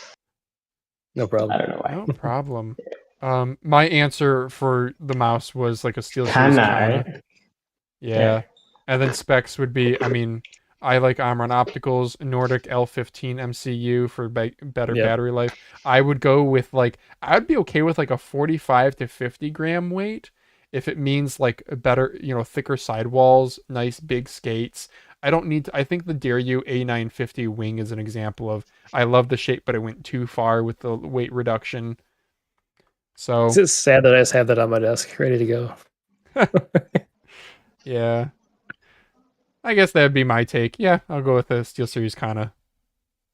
I was talking to Lemonade earlier. We agreed that like the sweet spot for weights might be like upper 40s, lower 50s. Whenever I'm like trying hard in a game, I usually drop back to a mouse in that weight range because you just feel more stable. It's just like it doesn't highlight your like small errors in aiming as much as like a 35 gram mouse. So yeah. Oh, I would like to have something with an insanely adjustable sensor position, like what the GWL's VOOC is doing. I want to try that. That's actually one mouse I do want to try. Have you seen that, Joel? I've seen it, but I've never tried it. I've never tried GWL's mouse. They're very interesting. Yeah, they're a company to watch because they do innovate in sort of interesting ways. Like that sensor that's all the way the heck up here in front of the scroll wheel. Yeah. How different it is from the Ponage. Well, Ponage is only Ponage flex their patent rights with it, and that's why G-Wolves I think stuck with. Yeah. But yeah, Ponage is so G-Wolves already does pretty far forward sensors. I think that's one of the reasons why they rotate it 90 degrees like you see here. So they can get it closer to the scroll wheel, maybe? I don't know, maybe I'm wrong there. But yeah, Ponage would only be adjustable from like, wait, can I do snipping tool here? Heck yeah. From like here to here would be like Ponage's range. And then G-Wolves is putting this up here, which is just nuts. I wonder what that feels like. Crazy responsive.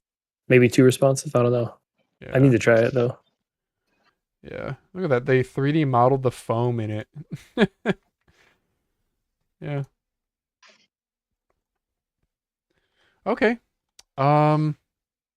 Really appreciate the questions. That was actually very fun. enjoyable. Yeah. It's nice being asked instead, yeah. I know. Yeah. Okay. Thank you for letting me. Oh, for sure. That's always like a thing when I'm interviewing somebody. I'll be like, do you have any questions for me? If they don't, I'm like, okay, interesting, noted. Yeah. Yeah. Well, Joel, I think that pretty much wraps it up for the interview. Yeah. Where can people find you or find out about Teevolution if they want to follow you? So yeah, the official website will be tifogear.com. For the yeah, if you guys want to reach out to me personally, you can reach out to Reddit Teevolution_Joel, and you can reach me out on Discord as well. You can just type Teevolution, and that's it. Right on. Yeah, Always also, open to chats, recommendations, suggestions. right on. Also, Teevo Gear on Twitter, guys, too. Right. Sweet. Well, thank you so much. Do you want to stick on for? We're gonna go into the news next. I think I'm good. I'm gonna grab some lunch and yeah, gotta go. It's about that time, right? Yeah, It about is. Yeah, it's about the time here. Yep. I'm getting called here.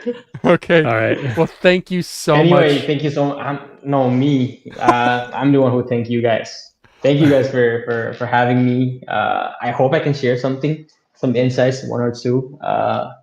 And yeah, hope that people can see some key viewpoints from the brand side.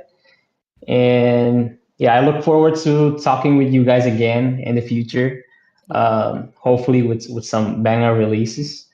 And yeah, really thank you so much for having me, Austin and Eric. It's been really nice. It's been a pleasure talking to you guys after watching all of your podcasts, some of your podcasts. And yeah, it's can't believe I'm finally talking to you guys. I feel Right the on. same. So yeah, very Yeah. much appreciated it. Yeah. Yep. You're welcome Thank you back so much. anytime. Thank you so much once again. For Yeah. sure. All right. See you guys. Yep. See ya. All right, Bye-bye. enjoy your lunch. Yep. Right on, dude. That was awesome. What a genuine guy. Yeah, it was great. It was great. All right, let's get on to the news. great. Hour 41 in. Wow. And now everyone's going to tune out because they got to listen to our ugly mugs. Okay, first bit of news. The Pulsar X3 Crazylight. Oh, news banner. News banner. Pulsar X3 Crazylight. So this is old news. There's a left-handed and a right-handed version. This was on... I did the FCC leak for this a long time ago, so you guys already know the X3 shape. It's not quite... The Teevolution Terra is much closer to a G703. Yep. Yeah. You This had... might actually be a good mouse now. I don't know. Fresh said that it's improved quality-wise. I don't know if he said the switches were better, but I don't think... My issue wasn't, I mean, the switches weren't great in the original. It was also the implementation felt so hollow and not enough travel and crappy. The side buttons are pretty jank in the original as well. Okay. I had issues with them at least. They didn't feel very responsive, and there was grinding on one of them, and yeah. So Yeah. 43 grams. This is the mini size is the only one out right now. Crazylight X3 Crazylight Mini. XS1 sensor. Yeah, 43 grams is impressive optical switch. That's going to be FEs. XS1 3950 8K hertz pulling rate. What is the price? Aren't these all 130 USD? yeah, it's at the top. Yeah. Is 130 this Prime USD. smaller than this? I think. Yeah, Sprime is interesting. Sprime is lower profile. I don't know Is it? about. Okay. This is already smaller. lower profile than the G703 to begin with. Yeah. Oh, he has the interesting. He has the left hand version. Oh, Boardzy said he was going to start aiming left-handed, right? With He did. his left-hand aiming arc. Yeah. All right, I'll just go X3 Mini. There you go. There's the size difference. So the X3 Mini does look... Yeah, the Sprime is low profile. I sold mine to Neon Thunder in our Discord. It's a nice mouse. The Sprime is a very nice mouse. It's a polycarb mouse with Omron Opticals, but it just is like a wide and flat shape, and as much as it's comfy for me, I never aimed well with it. I've not used like the Terra, the G703 shape in game since for quite a bit of time, which is mostly due to the amount of mice I have. Yeah. I had forgotten how good the Terra was until I pulled it back out today. Yeah, I know. He said wanting to send me one, and I'm Hey man, I'm down for it, but also I don't expect a full length review. I can definitely give feedback, but I think it's kind of late for that. But anyway, I think that's pretty much it for the extra Crazylight. Are you picking one up, Daz? Never. No intent ever. I don't care how cheap it is. No, I'm good. Really, $50 on Mouse Market. I mean, if I can resell it the next day, sure. I'm not going to use it though. Yeah. Yeah. Usually we're like, yeah, if it's $60, this is like, I would just never use it. So. Yeah. Oof, Neon Thunder in chat says the Sprime didn't fit me too well. LOL. Yeah. It's a good mouse. It's just, yeah, it's too wide for me to precisely aim with. When I use this, like the Terra or like this Prime shape for like 3 or 4 days, and I put my mouse in my hand back on another mouse, it feels foreign to me. Like it breaks my hands like concept of what a mouse is supposed to feel like because the shape is so different. I get that. It's interesting. So next topic, this is kind of off the dock, but there are a couple Halloween sales going on right now, guys. Like Attack Shark is having one, but it's pretty crappy. Rapoo's is actually very nice, y'all. They are doing 20% off pretty much all of their Gen 2 mice, which are good, with an additional 20% off coupon. I'll put it in chat. It is Rapoo NC20. Thank you, Rapoo NC20. I ran across that. Yeah. Yeah. Also join our Discord deals chat. We post these deals. That's how we found out about this. But yeah, it'll bring down the max versions to $43. And these are with the 3950 and ratios. Regret. And you can get the non-max versions as low as like $30-ish dollars. Cheaper than AliExpress, even after Rakuten and stuff. Got my poo-poo mice in today. All of them? Sorry, I wasn't watching. VT3, VT3S, and VT2. All Gen 2, non-max. Arrived. Opened any of them yet? Nah, dude, no. Okay. The VT, I had 0 time. Yeah. The VT. I'm curious your take on the VT2 because mine got canceled. But the VT, the VT3 and VT3S are both really solid mice. Again, the Omron mechanicals are fine in I forget which one, but then they're crap in all the. I don't. Anyway. You might call them Rapoo. Yeah. With an umlaut. Rapoo is a brand where I released the review and I never even got a response on that, let alone a follow-up. So Rapoo reviews coming in.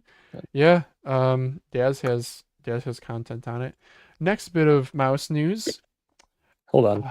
I want to talk about how mad I am that the VT7 Gen 2 non-max blue doesn't have a coating. Oh, I know, and it's bad. It's so Whoever said that slippery. on Discord, you were correct, and I'm mad about it. Yeah.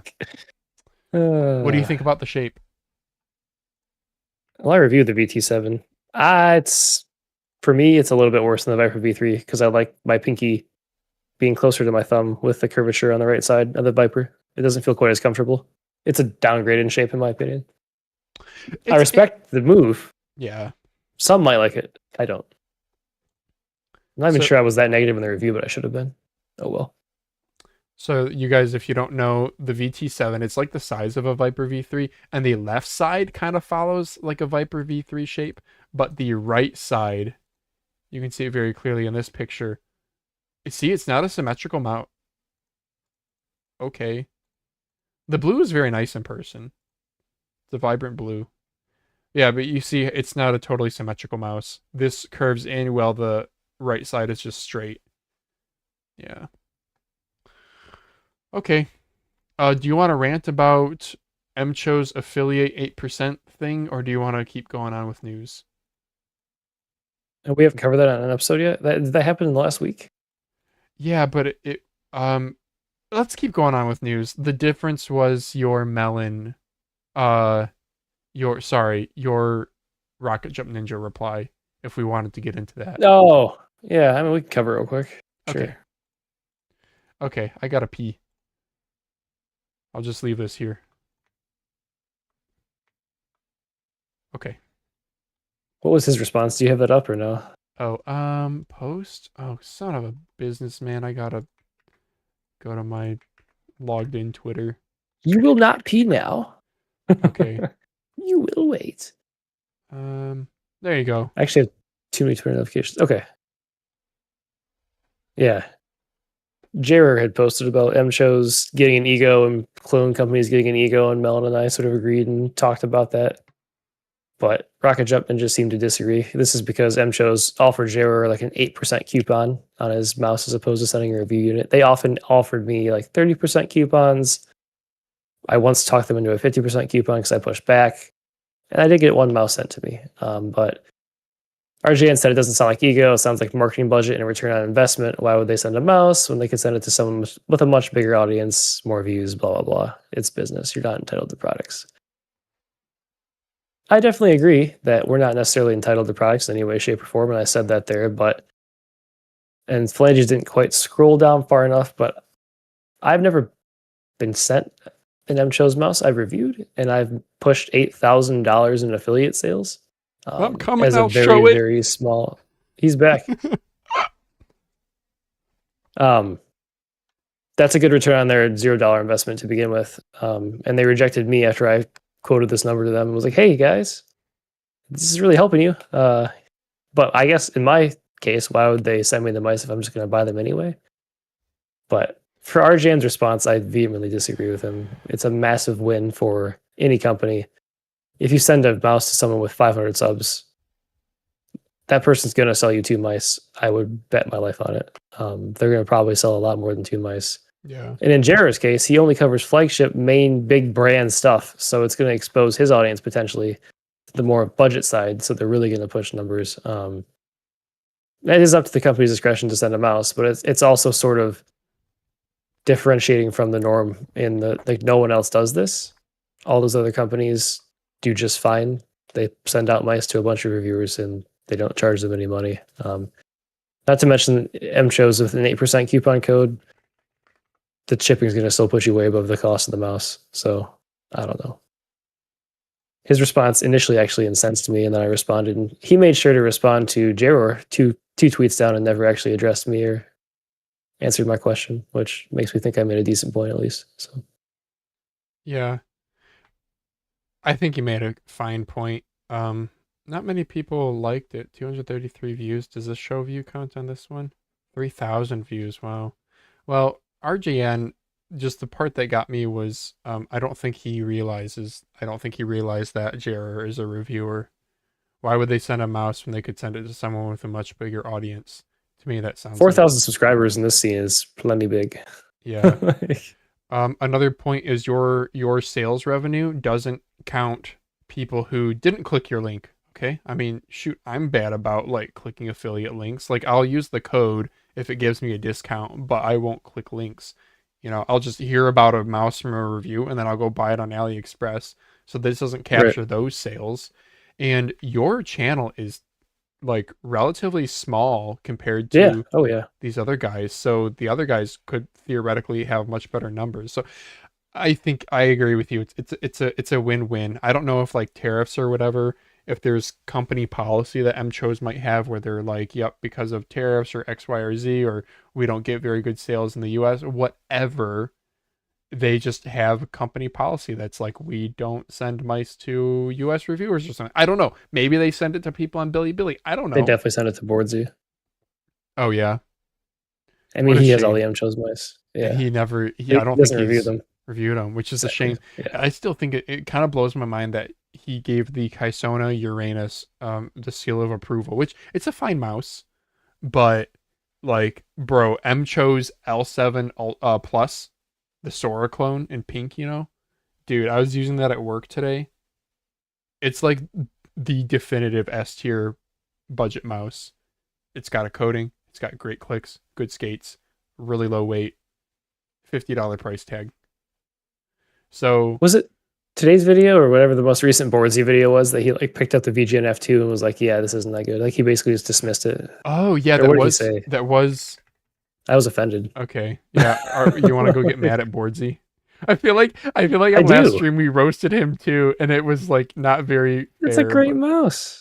Yeah. Okay. Everybody else I've ever talked to about it, and myself agree. Good. Like this new MCHOSE Magnesium mouse, way better than the one I haven't like tried. a year and a half ago. I mean, VGN. This is, I wouldn't really say it's a worthwhile, high quality release, but yes, it exists. It's a budget mouse. Yes, it is. But they don't really get the juices flowing. And yeah, I know I'm not the only reviewer who's thinking.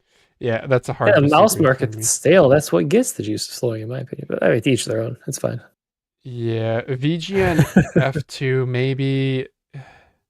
Maybe I'm privileged because I've battery swapped mine, but Even without that, I still really like it.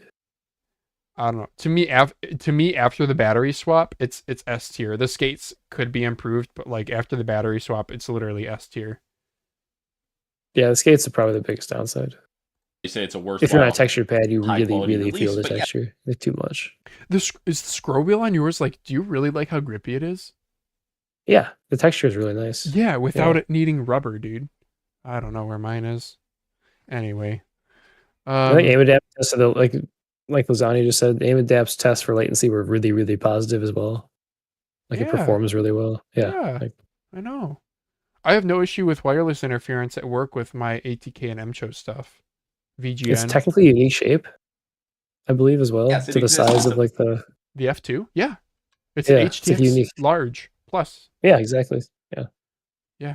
It's Talk about actually- filling a gap like Joel know. was talking about. Yeah, it definitely fills a gap because like the Viper V2 Pro, there's probably some people who are upset at the Viper V3 so much taller. If you're like a Viper V2 main who wants something different for whatever reason, VGN F2. You can get this, you can get some more hump support, get the 039. Yeah. These options are great. You want to find your perfect endgame shape. Welcome to 2025. Yeah. Love you, So Boardzy. yeah, I mean, I feel like someday somebody's just gonna compile all the crap that we've said about him. It's just easy to pick on him because he talks in such Well, everybody absolutes. watches it. It's so relatable. Everyone And- knows what we're talking about. Yeah. But somebody's gonna compile all of our crap we've talked and then send it to him, and then he's gonna be like, "Yeah, screw those guys. I'm never going on Mousecast." I remember, so when Joel mentioned you watched like my videos as part of like getting into mice, and then like said something about actually like he recognized certain parts of videos or like said things about those videos before they came up. And I was like, oh wow, he was like entirely transparent there. I was honored. Dude, I was worried. So Joel in a previous live stream. Oh look, hold up. Phalanges doesn't follow RJN. Rip.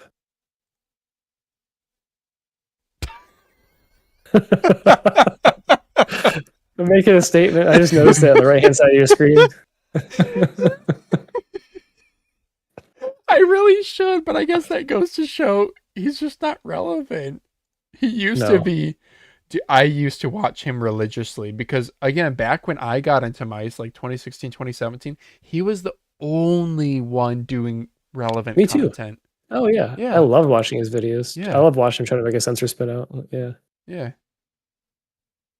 I mean, he still is a fine reviewer. It's just, Of course. Yeah. yeah, I think he's just doing other stuff. yeah, It music, can't be his main source of living. basketball. No, probably not anymore. I don't know. I actually will follow him. Anyway, Yeah, I follow him. I forget what I was gonna say. Sorry, you were about to say something, but I thought that was too funny. I thought that was too funny. I don't think it's really that important. I think we can move on. Yeah. I got some random follows from Lemon Aimer. You called him out before. I don't know much about him. Who? Spell it? Lemon Plus. You thought maybe this was Lemonade for a second. Lemon Aimer is his tag. Oh, Lemon Or Aimer. his- Yeah. Yeah, and Sicko. Out of the blue. I'm just looking at my Twitter notifications because I was trying to find the RJN Aimer for Aimers. response. Yeah. Wait, I don't follow Lemon Party. Bro, I've watched this guy. Yeah, I've watched this He dude. follows you too. Yeah. Yeah, okay, follow Oh, his back. aiming is There you amazing. go. Oh, I don't follow him either. Son of a. Is this what the okay, all right. This is what Mousecast has divulged into now. We're just gonna figure out who you need to follow on Twitter. Just scroll. I actually was thinking we should. I kind of want to experiment with a Mousecast where we blitz through the news a bit faster, and then we just do some scrolling because, like, honestly, scrolling content it sounds terrible, but like it's at least a little bit faster paced, and maybe retention would be better. I don't know. Let's move on to. Okay, I'm gonna move us on to the next topic. I'm sorry if you have anything else to say. If I can click a link. Damn, son. This is kind of old news, but AKITSU medium carbon fiber wireless. There's a white and a black version now, so the AKITSU bigger version. You can get a overpriced mouse out of the Vancer factory. Pixar 3950. I'm sorry, that was mean. That's how I feel. Yeah. I don't know, guys. Like, I don't know. The Vancer Factory is so mid. The James Donkey RSR7's actually okay. It's not as cheap feeling as I thought. The coating or the surface finish to it is abysmal. But like the mouse itself is actually pretty good. The side buttons are like low S tier, high A tier. It's actually quite good. Anyway, this is larger though, so it's available on Max Gaming. 40-gram weight. That's actually pretty impressive if this is a decently large mouse. Oof, €155 price. What's that in USD? Is this going to be like a 180 USD mouse? Let's see if I can I find don't know it. what the rate is. AKITSU. So AKITSU medium. Oh, it is a bigger boy. AKITSU. So the original versus the medium. There you guys go. The size difference is significant enough. It's only a 2-gram increase. Okay, I didn't know that the AKITSU was that lightweight. Well, there you guys go. I'm glad it's available in a white. I always like to see new colorways as a distinguishing feature for a different shape or size or something.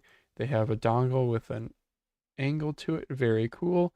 And I'm going to hard pass that one. I will get one if it's like $60 and I can resell it the next day, like Dad says. Next bit of news. Sorry, I literally didn't let you talk at all on that one, Daz. Do you have anything to say? I was sending messages in chat, so we Right were on. separate tasking. It was perfect. Yeah. Perfect. Thunderobot MLX. This I sent to Daz, and it actually looks pretty interesting. 39-gram, 3950. Does Neon Thunder have his already? No. Is that what we saw? So, well, let's go through Okay. this for this audience first. I found this Sure. on... Sure. Do it. On AliExpress at like a $300 price tag because initial listings are meaningless. Can I please zoom in on this, brother?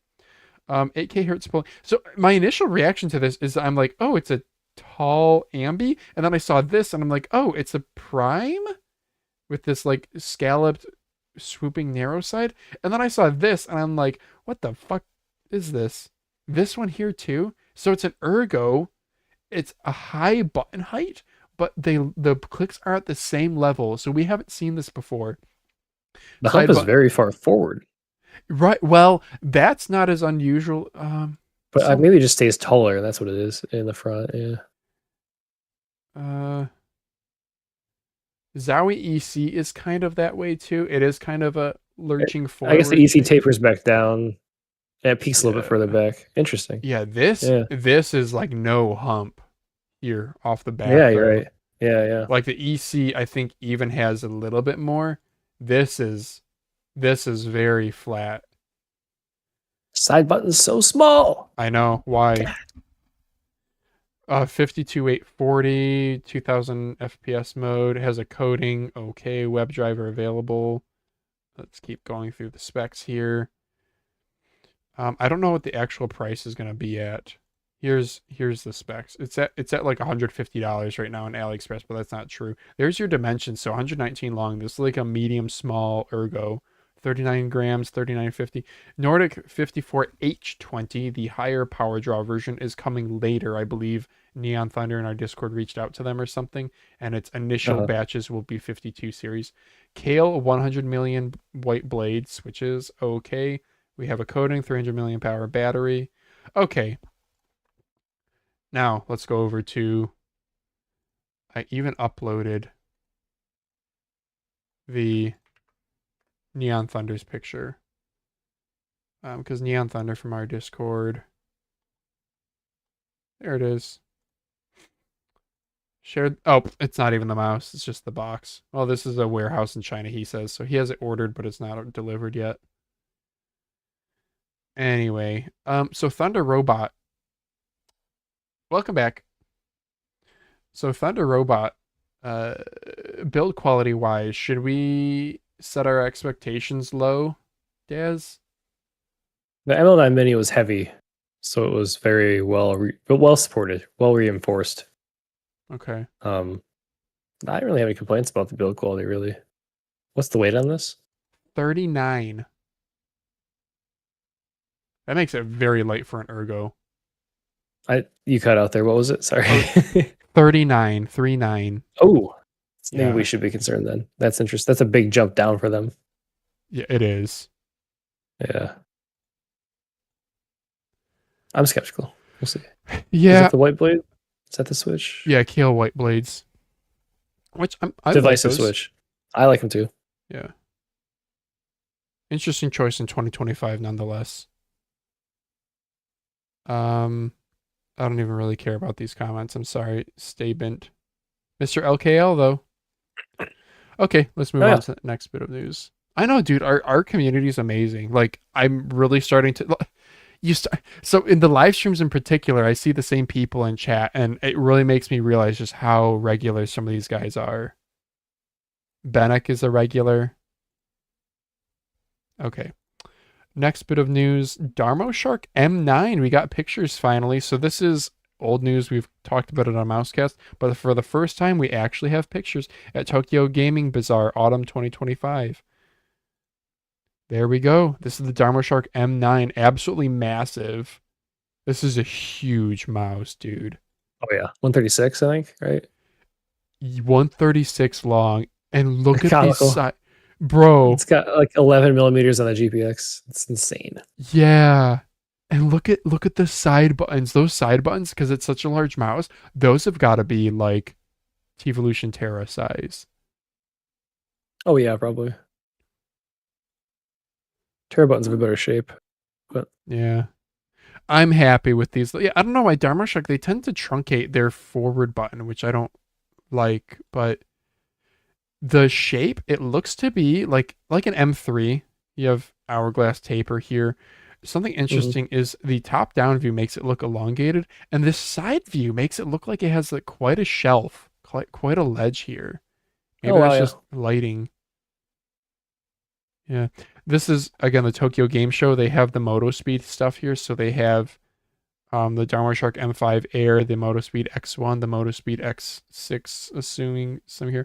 Anyway, this one right here, what is this? I thought... Can I zoom in, Plox? What is this here? Is this an Arbiter AKITSU? Or is this something unreleased from Darmoshark MotoSpeed? This is an M5. it's surrounded by M7. Darmoshark stuff, right? Yeah. Yeah, this is all Darmoshark MotoSpeed. Yeah. Huh. Yeah, I don't know what this is. It's an interesting looking front of that mouse, the way it tapers Yeah. down, but there's like a front left flat ledge. Huh. My initial reaction was they made a carbon fiber version of the M5, right? Maybe a carbon fiber version of one of the other mice, but yeah, like you said, it looks too flat. It looks too S2, sort of. Anyway, Schwamper, where's my small mouse news? small mouse news. Okay, next bit of news: ATK X1v2. I canceled my order. Yeah. You ordered one. I ordered one and then I canceled it. People in the Discord always talk me into it. Whenever I'm like, this is stupid, I'm not getting it, I end up buying it like 10 minutes later when people talk about it. Really? What? So you knew that this was only like a Nordic spec bump, right? The proportion of comments on my YouTube videos asking for a review of this is astronomical, and it's stupid. Oh. Yeah, guys, So- chill. It's But I canceled the order because I finally freaking got into contact with ATK. So maybe I'll actually get a mouse from the event. Who knows? But it looks like they want to send the black ultimate, which is disappointing. Because I had ordered this one. Yeah, the pearl blue. That's what I had ordered, yeah. Damn. Yeah, that looks good. So, guys, it's just a V2, just like the F1 V2 is an update with different switches, new Nordic MCU, different battery sizes, and fast charging on the Is Super it in the dock? Extreme. Yeah, it is. X1v2. Yep, sorry. Yeah. I'm jumping ahead. It's very unexciting. Very, very unexciting. yeah. Especially when the hyperlay exists. Sensor doesn't matter. Got a logo update instead of the tramp stamp. All right. And new colorway, sure. Yeah, I'm like very nothing burger video we can watch too from Billy. It's nice because I can make like a 6-7 minute review on this, and then instead of a 13-minute review. I would love to see something revised that's not just a PCB change. Like even give me like bigger side buttons or like deeper comfort grooves or something. I don't know. All right. Next bit of news. This is just a quick little one. WLMouse Huan. There's more pictures. This is actually old news, but I don't think we actually ever had a picture of the bottom of the WLMouse Huan. Whatever. It's their solid magnesium shell mouse that it looks like a solid shape, kind of like an HTS. It does. Cyrox V6. Yeah. Anyway, I didn't think we saw the bottom before. It's all flat, which is nice. I like this, but they still keep the ridge line for.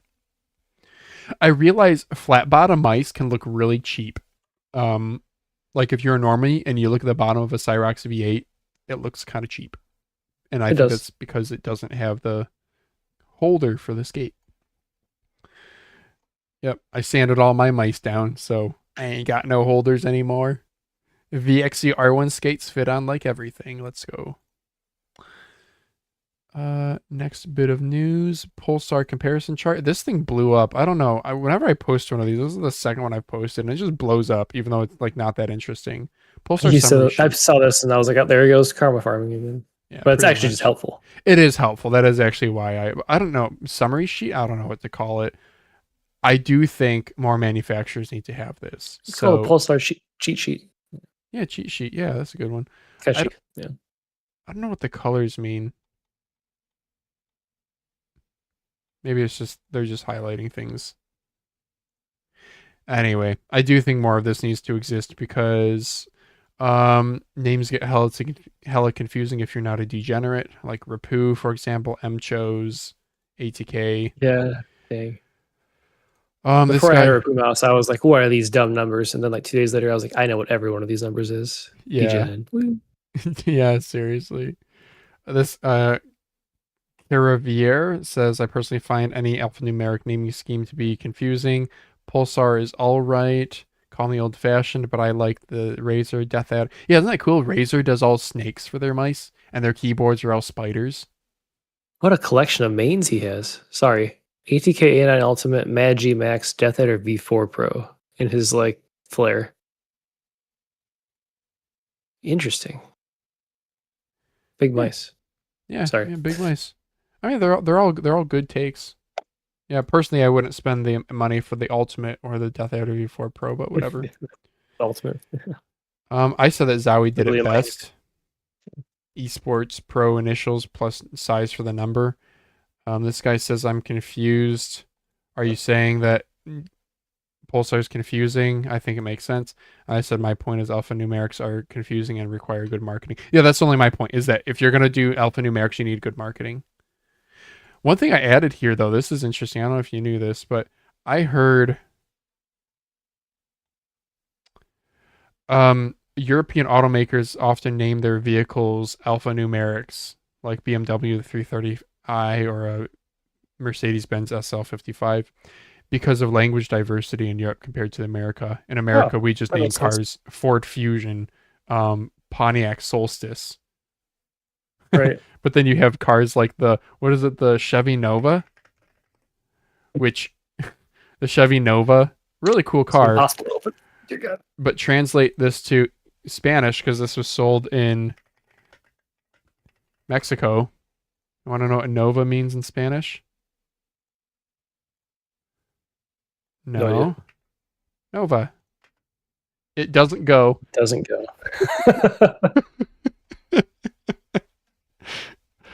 Yeah. For everybody who's commented on my YouTube. Ooh, it has ATK arrived. A9. Is this an Ultimate? It's the Ultimate, yeah. The new Ultimate Master? Ultimate Master McFarlane number 1. I don't even know, dude. I want to get the cheaper A9 Slave Edition. Wait, what? I think somebody on our Discord made that joke. Jesus. VGN King unboxing again. Why did I link this? I don't know. Oh, no, there's still more news. Gosh, dang it. All right. Pulsar FELT skates. 100 beta testers have signed up for this program. I hope they get feedback from more than a quarter of them. So like I said, the testing group was so small, like 5 minutes it was gone. Yeah, I bet. I tried. Felt skates though, dude. Go out to a craft store one day and just find different things to stick to the bottom of your mouse. Like there's plastic. I bought like little plastic jewels adhesive plastic jewels. You're just gonna bejewel the bottom of your mouse for skates. Yeah, they work shockingly well. Basically, this is what my wife got for her like bejewel thing to put on my daughter's like Halloween costume. Oh And no, they work, and you can That's get so bigger funny. sizes. Dude, you gotta. I gotta live stream gaming, and I'll do like bejeweled skates on a Yeah, dude. cutting board with my mouse pad. oh no, dude. Oh You can man, also just attach nails to your bottom of your mouse and use a chalkboard as a mouse pad. Gosh. I don't know. Felt skates are pretty interesting though. They're gonna wear out fast, and you can't get them wet. As soon as you get them wet, your mouse is useless. You gotta change them out. That's the meta though. You want muddy skates to get your felt skates wet, right? Jeez. Literally. Dry off your pad between rounds. Konami glass pad teaser. What is this? Preview of Hoshino by Opal, whatever. Edgeless design. Okay. I don't know. Are you getting into the glass pad world now, Dazz? What does that mean? I have glass pads and I've been using them, but that's about it. I'm not Well- going to get into the anime art ones. Okay. Because Someone like, make a 500 by 500 glass pad, please. Dear Lord. are there really not options? None I've ever seen that I've gotten were that big. Maybe there are options. I know the shipping must be abysmal. The weight and the size. Yeah. Remember the Super Glide like desk pad? Oh yeah, that's crazy. Yeah. I should try the Two Dudes Gaming. I almost went for that sale, but then I backed off. Oh, what was the name of it? Two Dudes? Yeah, like the metal pads. Yeah. Oh yeah. I don't know what size these are either.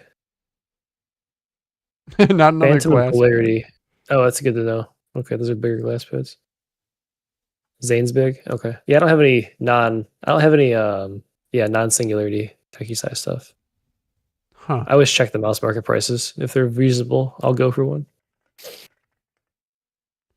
Glassworks polarity. Yeah, 560 by 480. Good size. Love that. Yeah. Moving on to keyboard news. I only got. Nope, I do have 2 bits of keyboard news. First one is Attack Shark R85 HE is out now. It actually looks. I like the scroll wheel. I like the light bar. So sure, $80. 15% off early bird deal plus shipping. Anyway. MCHOSE referral sale, as we say here. Thank you, MCHOSE. Oh, very nice. Yeah, somebody was listening. I'm just trying to rub it in because of the point we made earlier. That's all. Yeah. I made like 30 cents. It's okay. it's insignificant. to Chill, me. guys. Yeah. I know. And last bit of news. Nope. I have an second to last interesting bit of keyboard news. coming in, but we'll talk about that in a little bit, I guess. Oh, really? I'm on the keyboard section now. Well, first, the WLMouse Huan is The Huan63. I Huan. hate how they always name a mouse and a keyboard the same, but I guess it's a theme and it know. makes sense. Like they're on point together. Yeah. It's just a bit confusing. Yeah, I don't know anything about this. I guess you guys can go check it out. I'm just gonna link this in the doc or in the chat because I don't really have anything to say. I'm not interested in keyboards anymore. I don't know. Okay, what's the one you got inbound? The Lamzu Jet 75, actually. Oh, you bought one? No, I was talking to Frank and he was like, "You want anything from us?" And I was like, "I want the Jet 75." Dude, this is an amazing looking keyboard. I Yeah. love the aesthetics of it. I went with the other colorway, but blue? yeah, I went with this one. Yeah. Bro, that's nice. Ooh, I would go with the yellow, but the blue is really I nice. believe it has the Gateron Jades as well. I might finally get to try those switches. Is that Yeah. true? Specifications? Does it say? CNC aluminum. Gateron Jades. Finally. Gateron Not the Jade. V2. Or not the Pro, but yeah. Really I don't nice know. looking I'm keyboard. currently using that iRock keyboard with like some Keytalk aftermarket. It's actually pretty cool because the sides of these keycaps are like silver, so like it almost looks like a light show as the RGB comes around the keycaps. I don't know. This thing's loud as hell though. I'm surprised you're not using the Monsgeek TMR. I was, but I'm making a video for Keytalk keycaps, and this one's so loud. I wanted to see what effect it had on the sound, so I'm testing this one out. Did you ever get the The Nope, that was a Dragon. lie. Oh, Yeah. never got it. Bummer. No. I'm assuming it was like there was a customs issue and it got returned to them. Probably. I don't know. That's sad. I gave them my shipping info. Beautiful And keyboard. everything. Yeah. Mm. The Dare You Cool 60 keyboard also never actually arrived or shipped out. The Toronto Keyboard Man, like keyboard building kit I was going to get, also never arrived. I followed up to a bunch of people, like 5 different companies, like, you guys know that this never came. Like, I'm not just ghosting you. I never got the thing, so you might want to check the shipping. Mm-hmm. But really, really hate the Gator N8 switches. Really? We're going to find out what I think. That's very interesting. Yeah. This is a really nice premium keyboard. One guy in our Discord was selling one, and I was like tempted, but it's just too much money. Well, there was one that was selling the Jet 75, okay, because there's like the previous gen keyboard from those as well. I think he was selling the previous. Yeah, okay. That was Frank. Yeah. That was Frosty ZK. No, there was one more guy. right? There was there a gen? Dolls. Okay, Yeah, Dolls. okay, gotcha. Or something.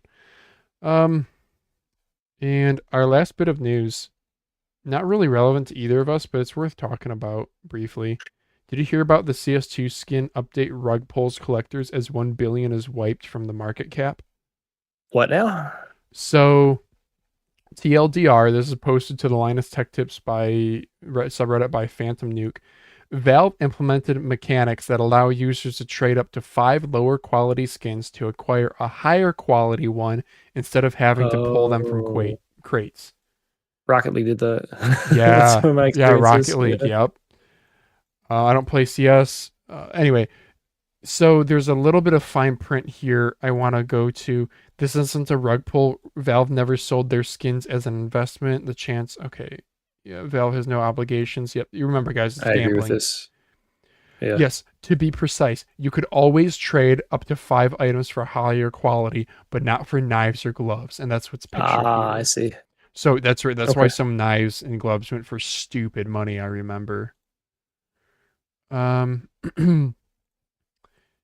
somebody said, I'll just click the Deserto. Total market cap dropped from 6 billion to around 5 billion in the aftermath of this. Wow. Do you guys in chat, any of you guys are affected by this or care about this? I don't know. I even read somebody who was like investing their 401k in the skin market, which is like crazy. Don't do it where like one company's in control of it, but whatever. Players can now trade 5 stat track covert level items for a stat track knife or 5 regular covert items for a standard knife or gloves. Okay. Yeah, so for example, former YouTube executive F-Ways also criticized Valve's timing and its effect. Wiz. Yeah, so I followed Fwiz back in 2010 when he was a local Call of Duty community announcer. Oh wow! And then he used to stream, and then he got bigger in esports, and he became the head of gaming at YouTube at one point, which is what they're talking about here. Huh? Yeah. So anyway, to quote Fwiz, Counter-Strike rugged its entire community. They put out a pretty savage update that lets you bundle items to trade up, and now people are using $5 worth of items to draw what was once $1,000+ knives. They just rinsed everyone into the market who had anything of any value. Yeah, but then I also read other people, like some of their stuff went up in value. I don't know. Chat, any of you guys? My college roommate lost 500 USD. Dang, says my ink. Let's see. Lasagna says, this reminds me when I saw a Clank getting scammed with refunding a trade from CS2 float for something for $400. Neon Thunder says, I have a friend with 40K. Is that USD 40K in skins, but his skins went up? The stuff you used to trade up got more expensive. Yeah, okay. Yeah, this is crazy. I'm not, as an outsider, Dazz, who doesn't play CS and doesn't participate in this CS2 skin gambling thing, what's like your even take that there is even an economy to a game like this? I guess as far as it's happening, the troll side of me thinks it's hilarious. People investing this much money in this seems foolish. I am a 401k maxing S&P 500 index investor. So I am extremely risk averse, but I guess it's also risky to be 100% equities. So like whatever, take it as you will. This economy existing is like kind of cool, but also very dumb at the same time.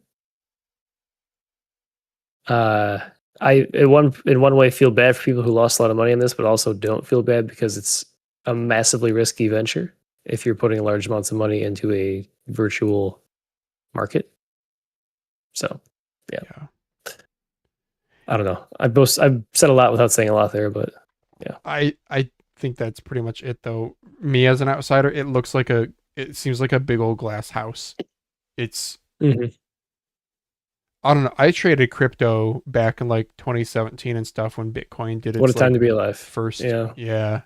And I got out of it. I'm like you now. I'm just into index funds just because I don't like having to like feel like I need to watch it and make decisions all the time. And so I'm not proud of how much attention I paid to crypto, like Christmas 2016. Yeah. Oh my gosh, dude, that was nuts. That time frame. I was on a vacation with some friends, and I remember my girlfriend, now wife at the time, was so mad that I wouldn't get off my phone because me and my friends were into it. Yeah, I'm like sitting there, like my family's having Christmas. I'm like in my bedroom with my like MacBook out, listening to like a random Twitch stream of a guy who supposedly works on one of the coins, saying he'll push an update to GitHub that's going to jump the coin's price. It's just But this, I'm not even on dollars over all that time, which means I've lost every single bit of inflationary value. Yeah, I ended up getting out of crypto. It's not good. I invested like $6,000.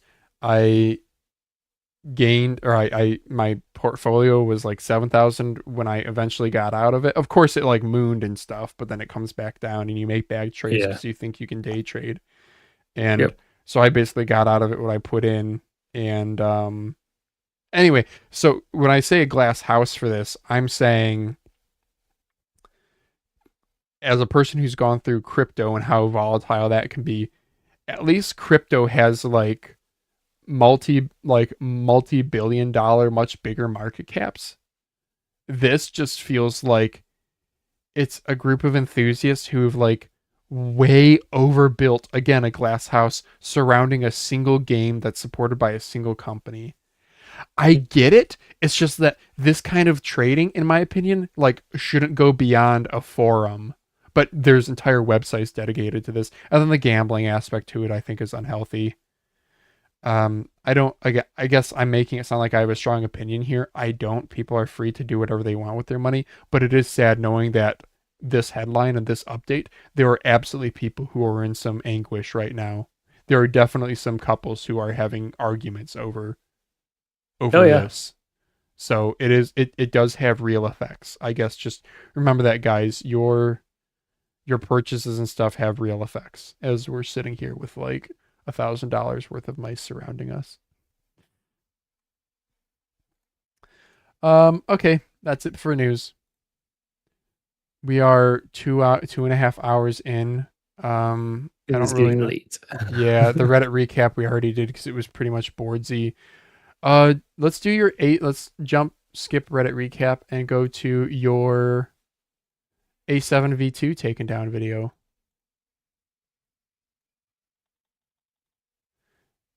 So, you want to read your verbatim tweet?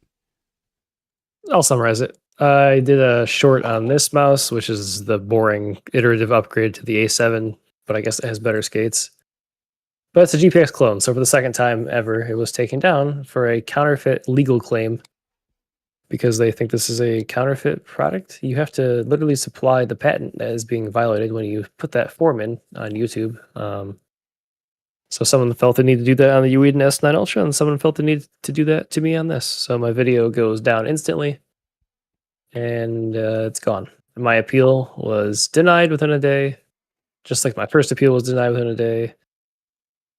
Melon's appeal was denied after like 10 days, but every step of the process for he and I was the exact same email template with literally nothing changed. Like there was not a single, as far as we can tell, human interaction with this crap. So you can't see anything about the claim, nothing at all.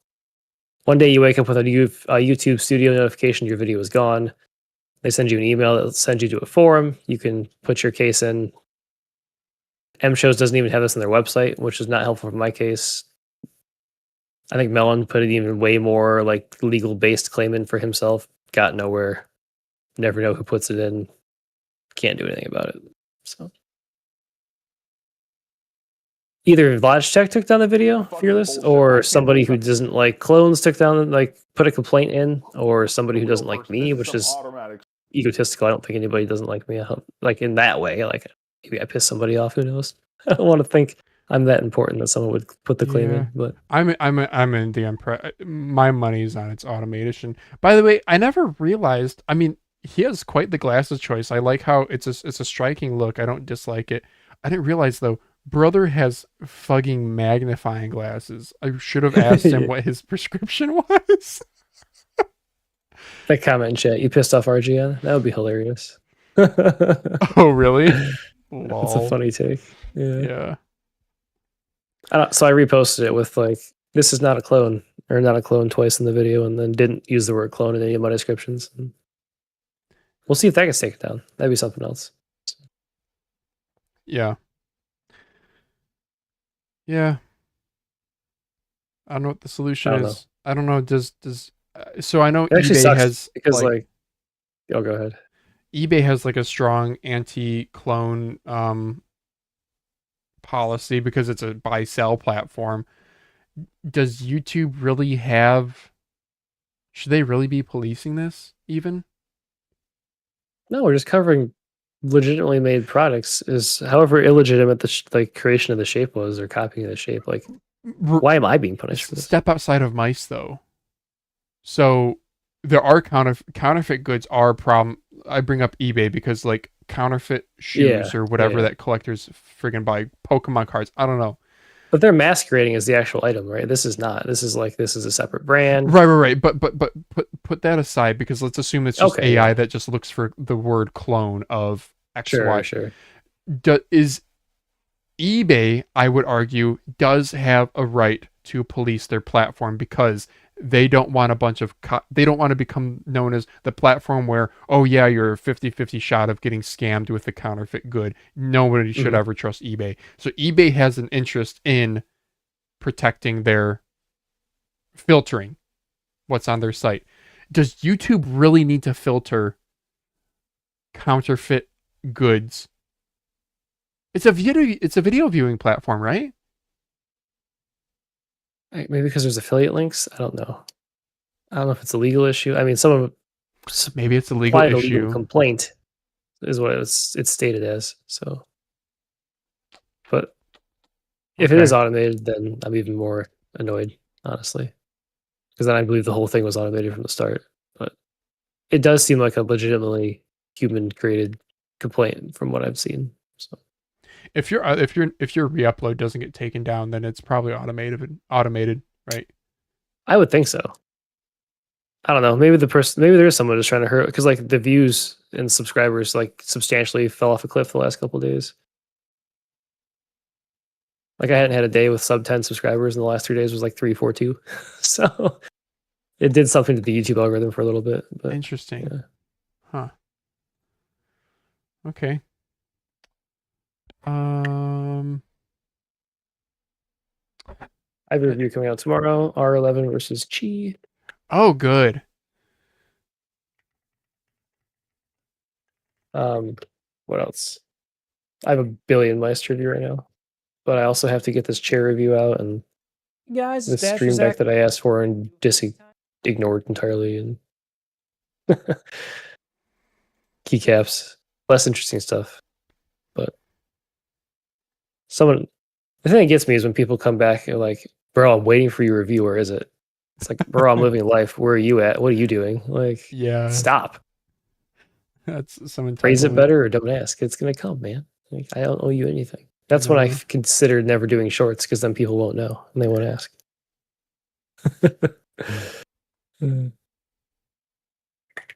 Yeah, my appeal was denied for the question in chat. Yeah, Mike. Yeah. Yeah, I thought In the email where it's denied, they're like, if your actions for recourse are here, and it's a link to nothing. Basically, it's a stupid page that has documentations. Yeah, I thought you posted a screenshot or something to Discord about it, but I think I'm misremembering. I think so. I don't know. It's the paper trail was identical beside my claim number from the first time. Nothing changed. It's just a bunch of templates, but it doesn't mean someone didn't look at it behind the scenes. But based on the turnaround time, I'm assuming someone didn't look at it behind the scenes. So I tweeted angrily about it. Nothing happened. Nothing will ever happen. It's okay. It's 13,000 views and 500 likes. Life goes on. Yeah. These stupid sleeves. Tough. We need to find out we need to find the YouTube safe term for clones. Clone One competitor is just like too long for a title and like competitor. It doesn't flow off like this Logitech G Pro X adjacent mouse. Adjacent. Improved. I don't know. My title now is just better than a GPX. Yeah. What was the last reproduction? If it's legal, doesn't that mean it was the company all along? AKA MCHOSE. Well, MCHOSE wouldn't take down my video. It would be Logitech taking down the clone of their mouse. Yeah. I think he's confused. Yeah. This mouse pays homage. Yeah. Copy, reproduction, replica, imitation, duplicate, version, dupe, replication. It is by definition a clone. Just what if you just do like GPX like? Inspired is good. I like that. GPX inspired. I'm a fan of. That's a good one. Yeah, good call there. Yeah.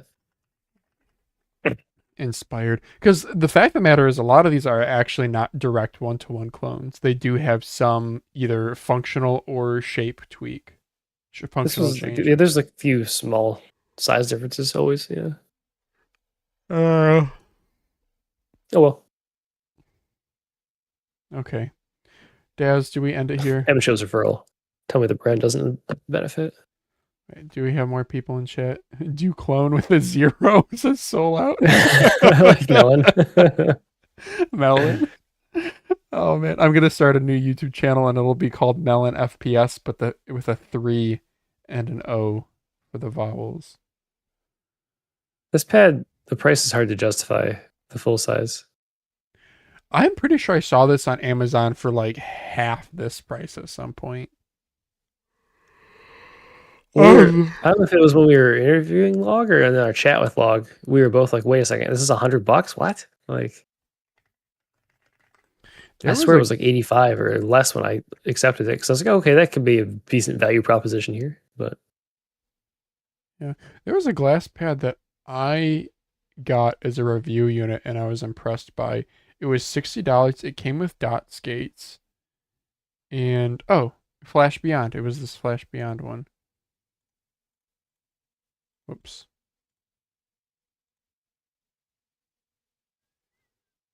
Yeah, Flash Beyond. It was this. Okay.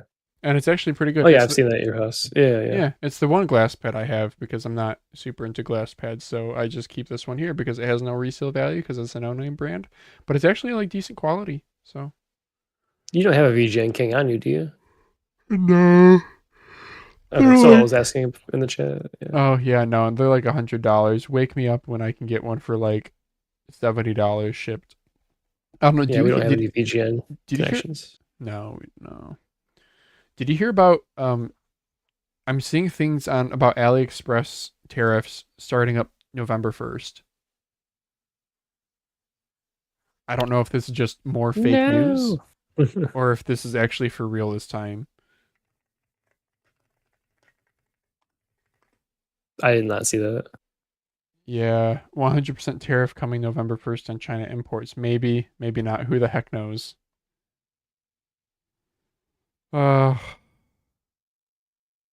So this has a real effect. Did he know like it has a real effect when he opens his mouth? Like this affected my work. Yeah, instantly. It affects a lot. I don't know.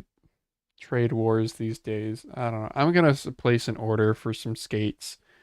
just as because now that I sanded all my friggin' mice, I now need more VXE R1 skates. Perfectly fit the Lingbao M9. Also, yeah. they perfectly fit the ATK X1. Also, they perfectly fit the... Where the heck is my mouse? I got too many mice on my desk. Whatever, I'm going to pretend to hold up a X2 or L7 Ultra. Where did I put it? Whatever. I need to buy more VXE R1 skates. Nobody snipe them, please. I need to, and I'm going to order them and see if I get hit with any tariffs, because I'm just going to order them like really cheap. I'm going to That makes sense. Yeah. cash out on my, little test. You know, I can't believe the A7v2 is 60 grams. It's heavier than the V1. Yeah, I did see that. Like they didn't do any. I think the battery might be bigger, but they made no adjustments to like the structure to make it lighter. And the Nope. clicks are worse because they're mechanicals instead of opticals. Yeah. But everything else is a bit better. Skates better, coding better, maybe the same or better. Side buttons better, scroll wheel better. So, I don't know. I'm just acquiring clothes so I can make a tier list or like another top whatever GPX video. I know. So people stop asking. Yeah. If anyone is curious on the mouse modders spreadsheet, y'all can go to... Oh, do I not have clones? Oh, an obsolete clones list. AliExpress, mother trucker, dude. Okay, well, whatever. I have a clones list on Google Drive somewhere. And I don't really keep it up to date, but the IMCO P1 has come down in price. They have the V2, which now has improved, what is it, a coating? It's come down in price. I'm kind of keen to get one. 3950. It's only a 300 milliamp hour battery. Nice big skates though. I know we have more personal rambling topics, but it's also late AF. I want to go to bed. Oh, it's not really lightweight. Oh man. 2 hours and 42 minutes. Okay. That's all for the podcast, guys. Thank you all for listening. Like and share the video. It helps the algorithm. Go leave a comment saying how much you like Teevolution Joel. If you have a question. Oh, you want to tease the potential anniversary episode one? At all? We have nothing locked down yet. Yeah, we would like. So life is complicated. Yeah, Dazz, we gotta nail down the time because I don't want to commit to any activities or games or until we have that locked down. But once we do, I'm gonna make a Twitter post and YouTube and Discord post this week about Mousecast is celebrating 1 year. I'm sorry, I need to bring the I need to Mousecast is celebrating 1 year. I can't believe we've been doing this for a year. I still remember I was like, it's awesome if we hit like 20 episodes. Like it's going to die before then. No way. Here we are 1 year later. We did not miss a week. We've had some really amazing guests on. So I would like to do something a little bit special for next week's episode 52. I would love ideas from you guys. We have some ideas, things like doing a recap of maybe some of our funny moments or biggest news from the year. What else did I have here? Send you shit every day. That was, dude, what a great reference. Yeah. Top news stories, top Reddit. We can recap the past year of Reddit. It's also been roughly 1 year of your YouTube channel, Daz. More like 11 months. I don't want to steal your thunder if you don't want to talk about that. I don't care. I had ideas. You're good. Okay. I had ideas for us maybe playing a Flash game, multiplayer online.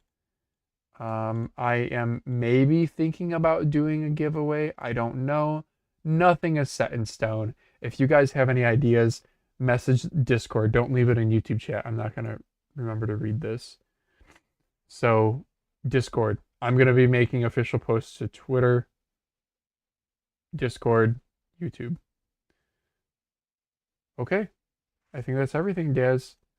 We'll be back next Friday with another episode.